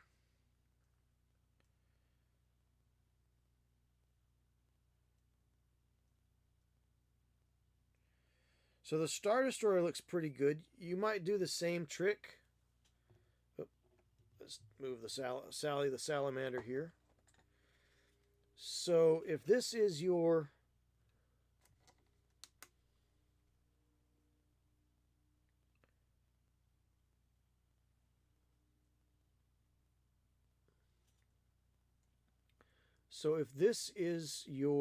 color that you're going with, looks like you got some good dry brushing going on here already. So you've probably, did you go with a dark gray first and then dry brush up? What you could do, so here's what you could do. All this detail, you know how the sides of these have details on them? This little sort of sidewall here. I call them the gun decks. You could go back with a darker gray on the gun decks here and then just really lightly dry brush that lighter gray on it. But what else you could do is all along these edges, right? So you have the edges of these surfaces. What you could do you know what edge highlighting is? So what you can do with edge highlighting is, number one, it's two things. It's what you are highlighting and it's how you are highlighting it. So you could just go ahead and just edge highlight that with, because you've got a really light gray, you could take some of this light gray and mix in a little bit of white. Generally, I don't like to use white for making highlight colors, but because this is gray, white is just fine. So I would take this gray and maybe a little bit of white and mix it together and get a little bit much brighter gray. I wouldn't go all the way up to white. You could, but I wouldn't go all the way up to white. I would take this gray and a little bit of white, and then I would just edge highlight those. And you don't have to edge highlight the whole thing. You don't have to go all the way around, right? So you might edge highlight maybe this corner, maybe that front edge, maybe that edge and that edge, maybe just a little bit here and a little bit there. Basically, you're going to try to edge highlight maybe where you want the light to be hitting it. So if you wanted the light to be hitting it more from one edge, maybe you just go here, right, along this edge. You don't want to, you wouldn't necessarily want to follow it down into these divots here. So you could edge highlight here, here, maybe here, here, right? Then maybe just edge highlight a little bit over here. Maybe this corner right there, right? Maybe that, and then maybe just a little bit here. You don't want to outline it like, you don't want it to look like it's out of the movie Tron. Remember how in Tron everything was outlined in glowing colors? Well, we don't want to necessarily just outline when we're doing our edge highlighting.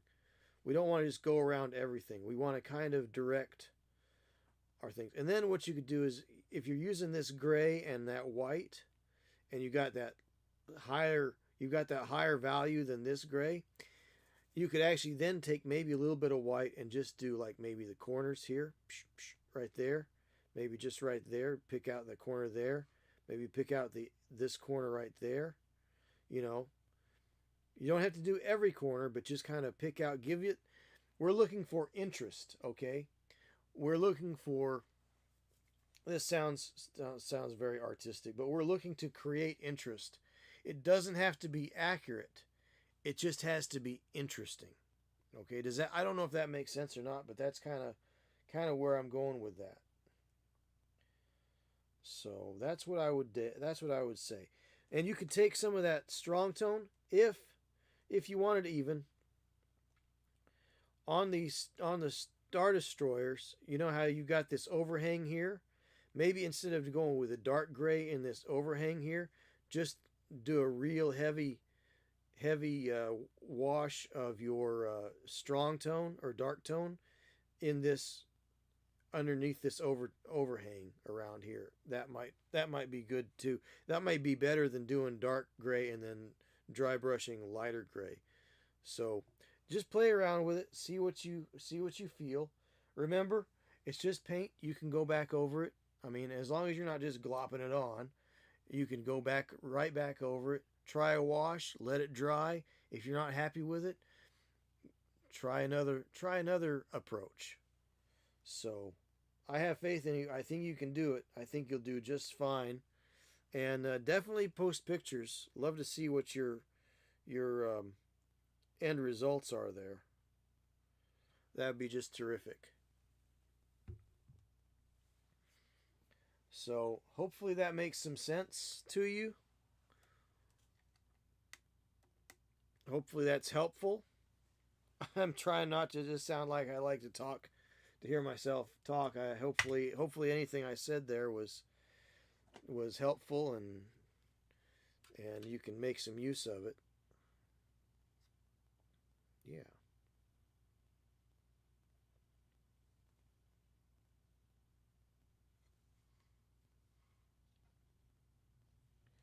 So that's pretty good looking stuff there, I gotta say. I'm fairly happy with that.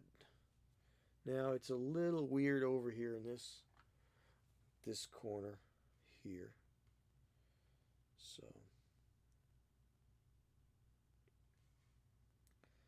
let's darken this up just a smidge.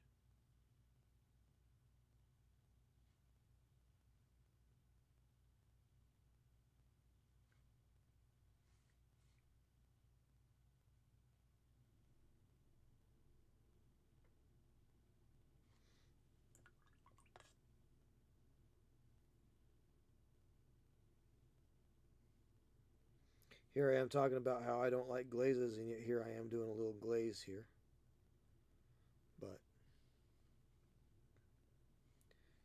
that's painting, you know. We don't necessarily want to just be tied down to one way of doing things when we paint. On one figure, you might have 3 or 4 different methods that you've used on it. So there's nothing that says that, well, you dry brushed this, so now you can't do a little bit of wet blending. Oh, you've wet blended this, so now you can't use any glazes on it.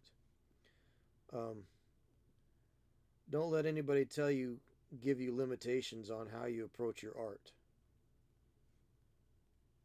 You're going to find your level.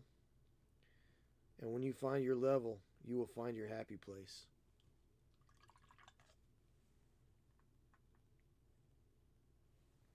I think you find your happy place when you're doing your art.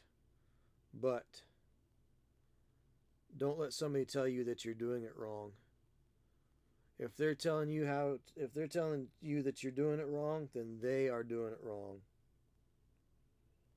You tell them where to jump off.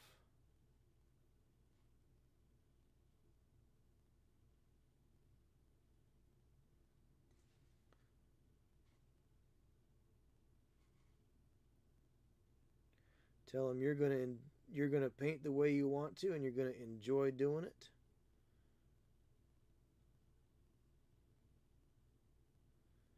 And you're gonna do it your way.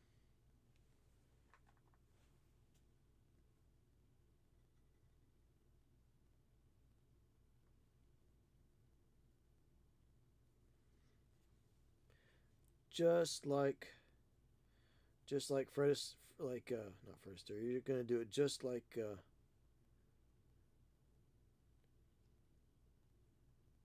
old Frank.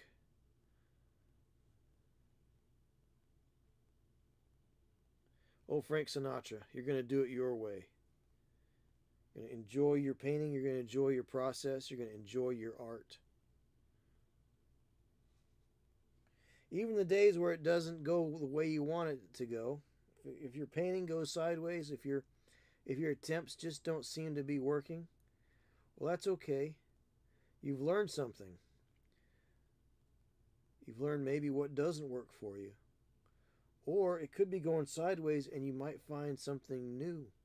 You might find a new approach. You might find something that works better for you.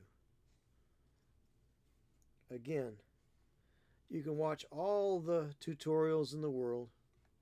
You can watch all the really well spoken of and well known painters out there. You can watch me. You can watch all the great hobbyists here on Twitch or YouTube. But only you know what makes you feel the most satisfied when you're looking at your own work. Only you know what's going to work for you. Certainly you can learn from a lot of people. One of my favorite old sayings is that in a multitude of counselors there is much wisdom. So there's a lot of people you can learn from to improve, just like D.D. Minis was saying. He's going to be entering. He's intent on entering the Squidmar Open, which is good for him. That's something he wants to do, and he feels like that's going to help him improve in his hobby. And that is something that, if that's how he feels, how he wants to go, that's great for him. That is, I applaud him, and I want him to do the best, and I want him to have the satisfaction that he wants out of it. Is that kind of competition for me? I don't know. I don't really have anything that I feel like I would be comfortable entering in it. Especially not one of the monthly monsters, because I don't get all the mold lines off of them, unfortunately. I do as best I can, but these are not very expensive figures. So, and I'm doing them up as quick as I can. So, with that in mind, it's not that I'm trying to give anybody any less than they deserve. I'm trying to give them my best, but at the same time, this is more of a gift for my subscribers. So that's kind of the whole point, is to provide a nice piece that is displayable, playable, and it's a point of gratitude for those who have decided to help support my efforts here on the Twitch. Obviously, I can't give one to everybody, so I do have the drawing. I have to do it by drawing. Cast lots, so to speak.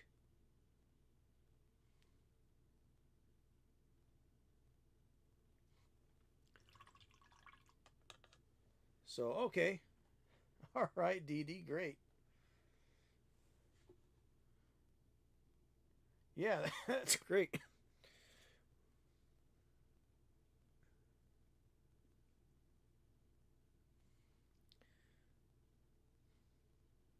Maybe you'll win this one. Maybe your blue dragon will have a friend.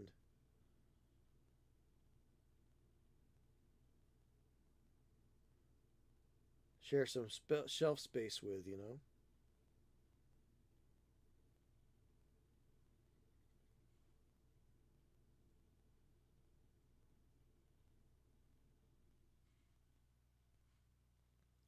Been hoping I can get back out your way. I'd like to hit Miso's up again.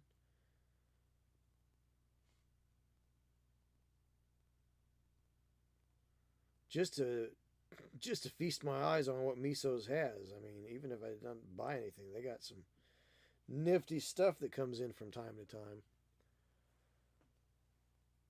Oh, the pacifist beholder. That's right. You got the beholder too, didn't you? I forgot about that. So you got two. Miar's got two. Sending out these last two to Blades 81 and her significant other. So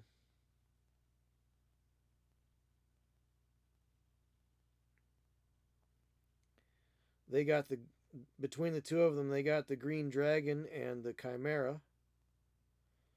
So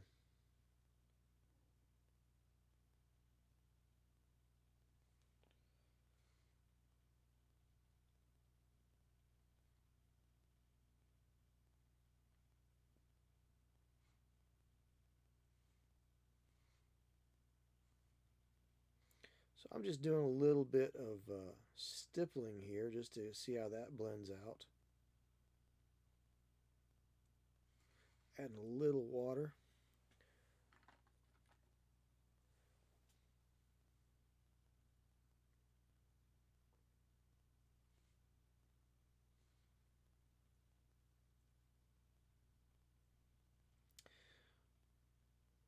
But if you're still in chat there, Kristen, so the things I talked about on the at can also be applied to the X-wing and the your Y-wing and your A-wing. Now the A-wing I would probably do a little cleaner because it was a newer fighter, but that would be the way I would do it. Your way may be different. You may like to grunge it up quite a bit because Rebel Alliance stuff is always going to be grungy. So again, we have all our own ways of handling our projects, and I hope that you find one that is satisfying for you, and hopefully you have been encouraged by my stream. If you have been encouraged by my stream tonight, then my mission is accomplished.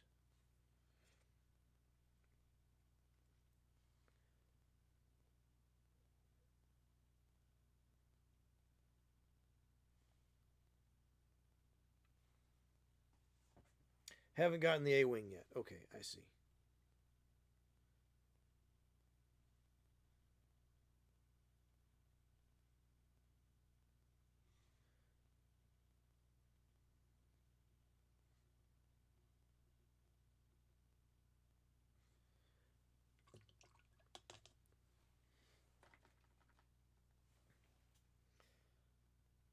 But those same principles apply.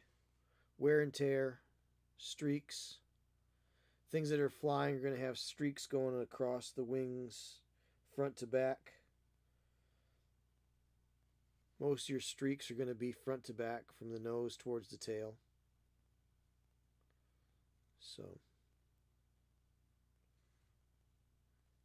Think of it flying through explosions and getting pelted by little pieces of hot debris and shrapnel and various things.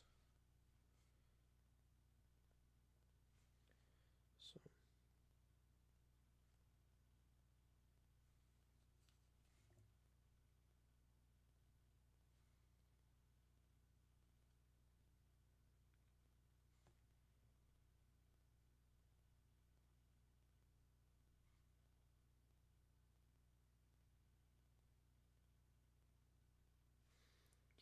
Now I was thinking would be really interesting. So this is a frost salamander. And salamanders have spots on their bodies. I was thinking,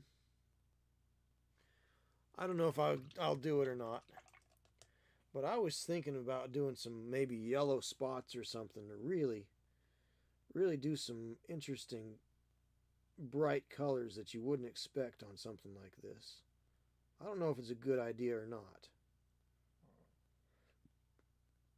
I kind of have a feeling like if I did that though, it would ruin the blending and the glazings that I've kind of done here. So maybe not.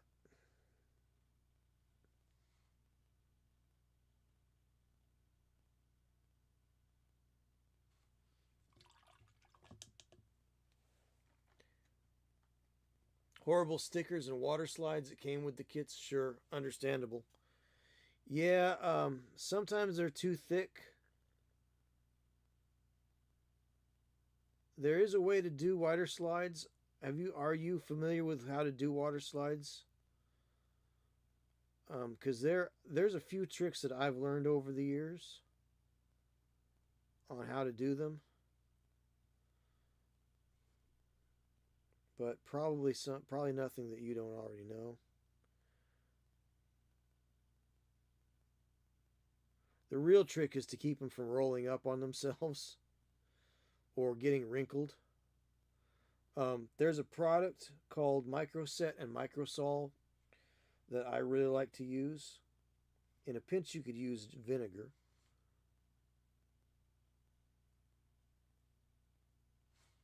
If you wanted, probably.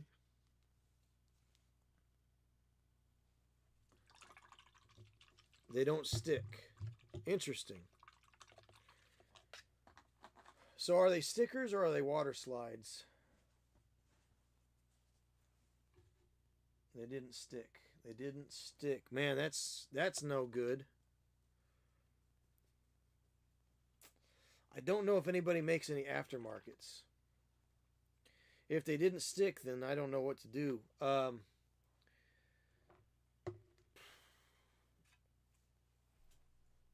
mean, print them out on paper, cut them out, and glue them down with some PVA, maybe. Maybe not. I don't know. That doesn't sound good. The water slides aren't always good. Yeah. Oh, Bandai. Okay. So Bandai water slides aren't always good. See, I didn't know that about Bandai water slides. I'm wondering if there might be somebody that does aftermarket um, pieces, aftermarket ones. That might be a way to go.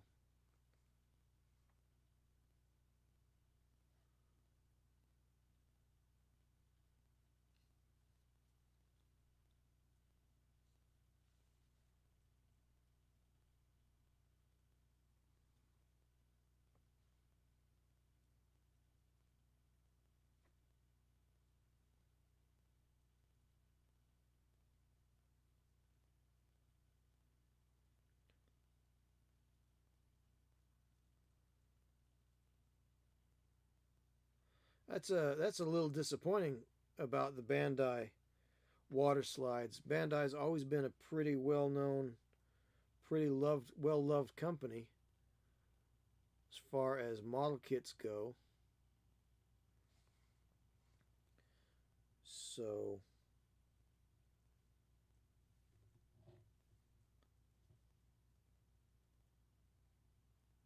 that's a little disconcerting. They're mostly details, they're easy things to paint on. Okay, I see. Well, I know that on the X-Wings, they have actually, like, so Luke's X-Wing was red 5, so it has 5 red stripes on the wing. Um, so each one, like, Red Leader was 1 red stripe. Was Biggs, I don't remember what Biggs was. Was Biggs 3 maybe? Red 3? Red 4? I can't remember. But you could actually do all 5 of those X-Wings with the correct squadron markings on them. If you're crazy like that, like some people are crazy like that. I don't know if you are, but I mean, I'm kind of the kind of person that would probably do that. But I've got so many other projects going on. I don't think I could really go down that rabbit hole.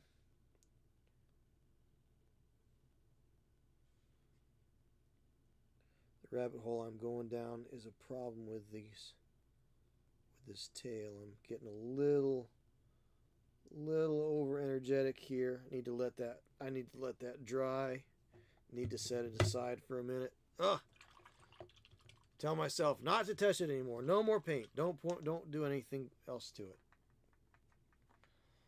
So, have problems with the Gundam water slides as well. I see. Interesting. Yeah, I've not really done much with Gundams. I've got some that I want to get to here eventually. But I haven't done them yet. I haven't done them Gundam yet. So, all right. So I'm going to let that dry. So yeah, I think the body's pretty well painted up pretty good here. What is this? Let's do a little bit here. A little shading, a little shadow right there.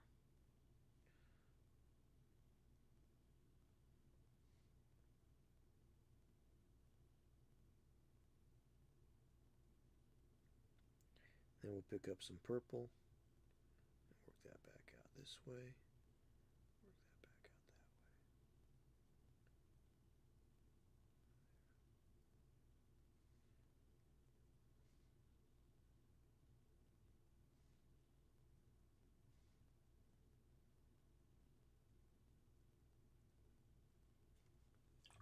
that way. Oof. All right. So JP needs to stop touching the model. Stop putting paint on it, JP, you big dummy.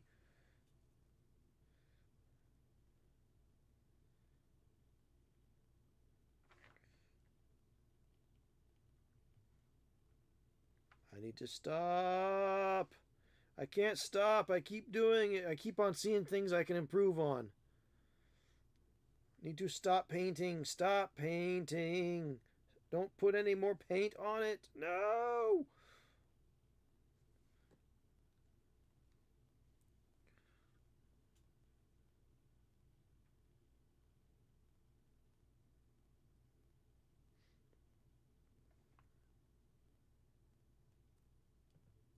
Don't put any more paint on it. No more. Stop. Okay. Okay. All right. Okay. I will not put any more paint on it, and except for right here.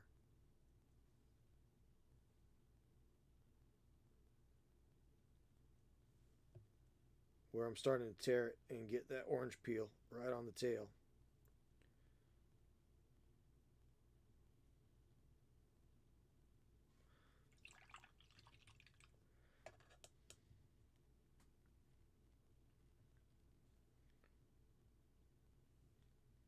Okay. All right. I'm going to stop painting it now. Now, stop painting the... Put the salamander down. Put the paint down. No more painting for you. No, don't do it. Okay. All right. Okay. All right. Clean the brush. Clean the brush. Clean the brush. Clean. clean, clean the brush. All right, a little bit of brush soap. I have misplaced the brush soap. Here in my panoply of mess here on my desk, because mess and desk rhyme, they kind of sound the same, so you have to have a mess desk. Oh, there it is, right there. Right here in front of me, where I put it last time. So usually I go till 11, but because of the things that are going on tomorrow night, things are, I don't know what's going to happen tomorrow night, but the things that are going on tomorrow, I'm going to maybe go to bed a little early tonight, take care of a couple of things before I lumber off to Slumberland. So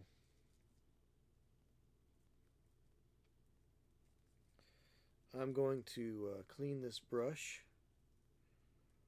And this is a nice brush. This is just a brush that I don't, this is some cheap brush that came out of some cheap brush set. And it's a number 5 Royal Fine Sable.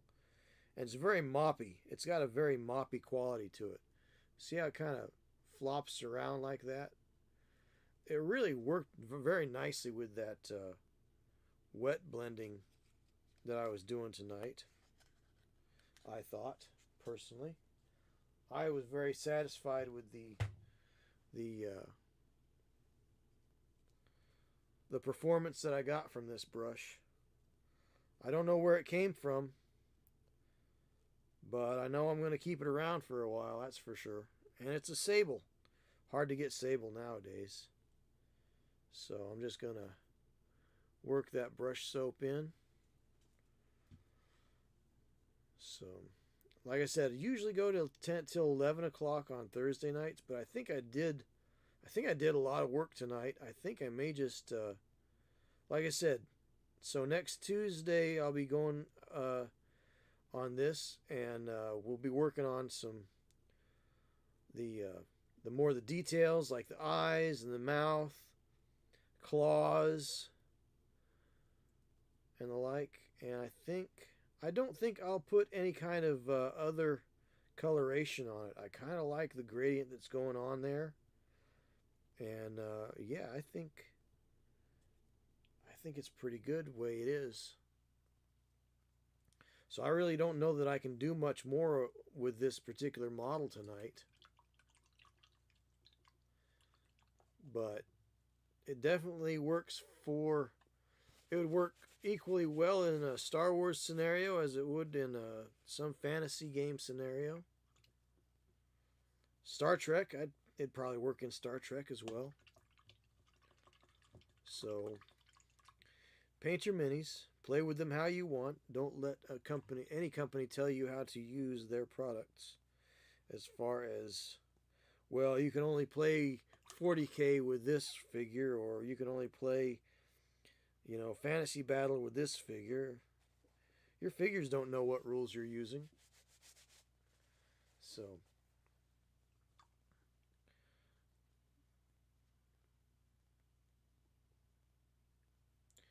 alright, I think that's about as clean as it's going to get. At least for right now. And there's some old paint up in the ferrule still. It's just an older brush, as you can tell. It's been through it quite a bit. So yeah, I think we're gonna call it an evening tonight. And so there it is. We'll do the mouth on Tuesday. Do the mouth, the teeth, the eyes. Nice big eyes. We'll have a lot of fun painting those eyes, because look how big those are. Those are easy to paint. Have a lot of fun with those. And then the claws. And then we'll do the base. I'll probably maybe go dark blue with the base and make it look kind of like ice. And then here's something really cool. So I've got another bottle of this somewhere. Don't know where. But this is called Foam Snow. It's really cool stuff. Haha, It's foam snow. It's really cool stuff. So what I'm thinking about doing, and I've mixed this in with a little bit of blue-gray paint from time to time, and it really makes it look, instead of just going white, mix a little bit of this along with the snow flock here. So I have snow flock, woodland scenic snow flock, right? So that by itself does never look very good. Doesn't never. You might guess I am a Kentuckian. Just that's all there is to it. Um, so just snow flock by itself doesn't always look real great. Mix it in with a little bit of paint and a little bit of this. This foam snow. Have had some nice results from it. So I think that is some nice blending going on there. I didn't quite get the blend I wanted right here, but that's okay. I think overall, the overall look is what I was going for. And I've got some nice blending everywhere else.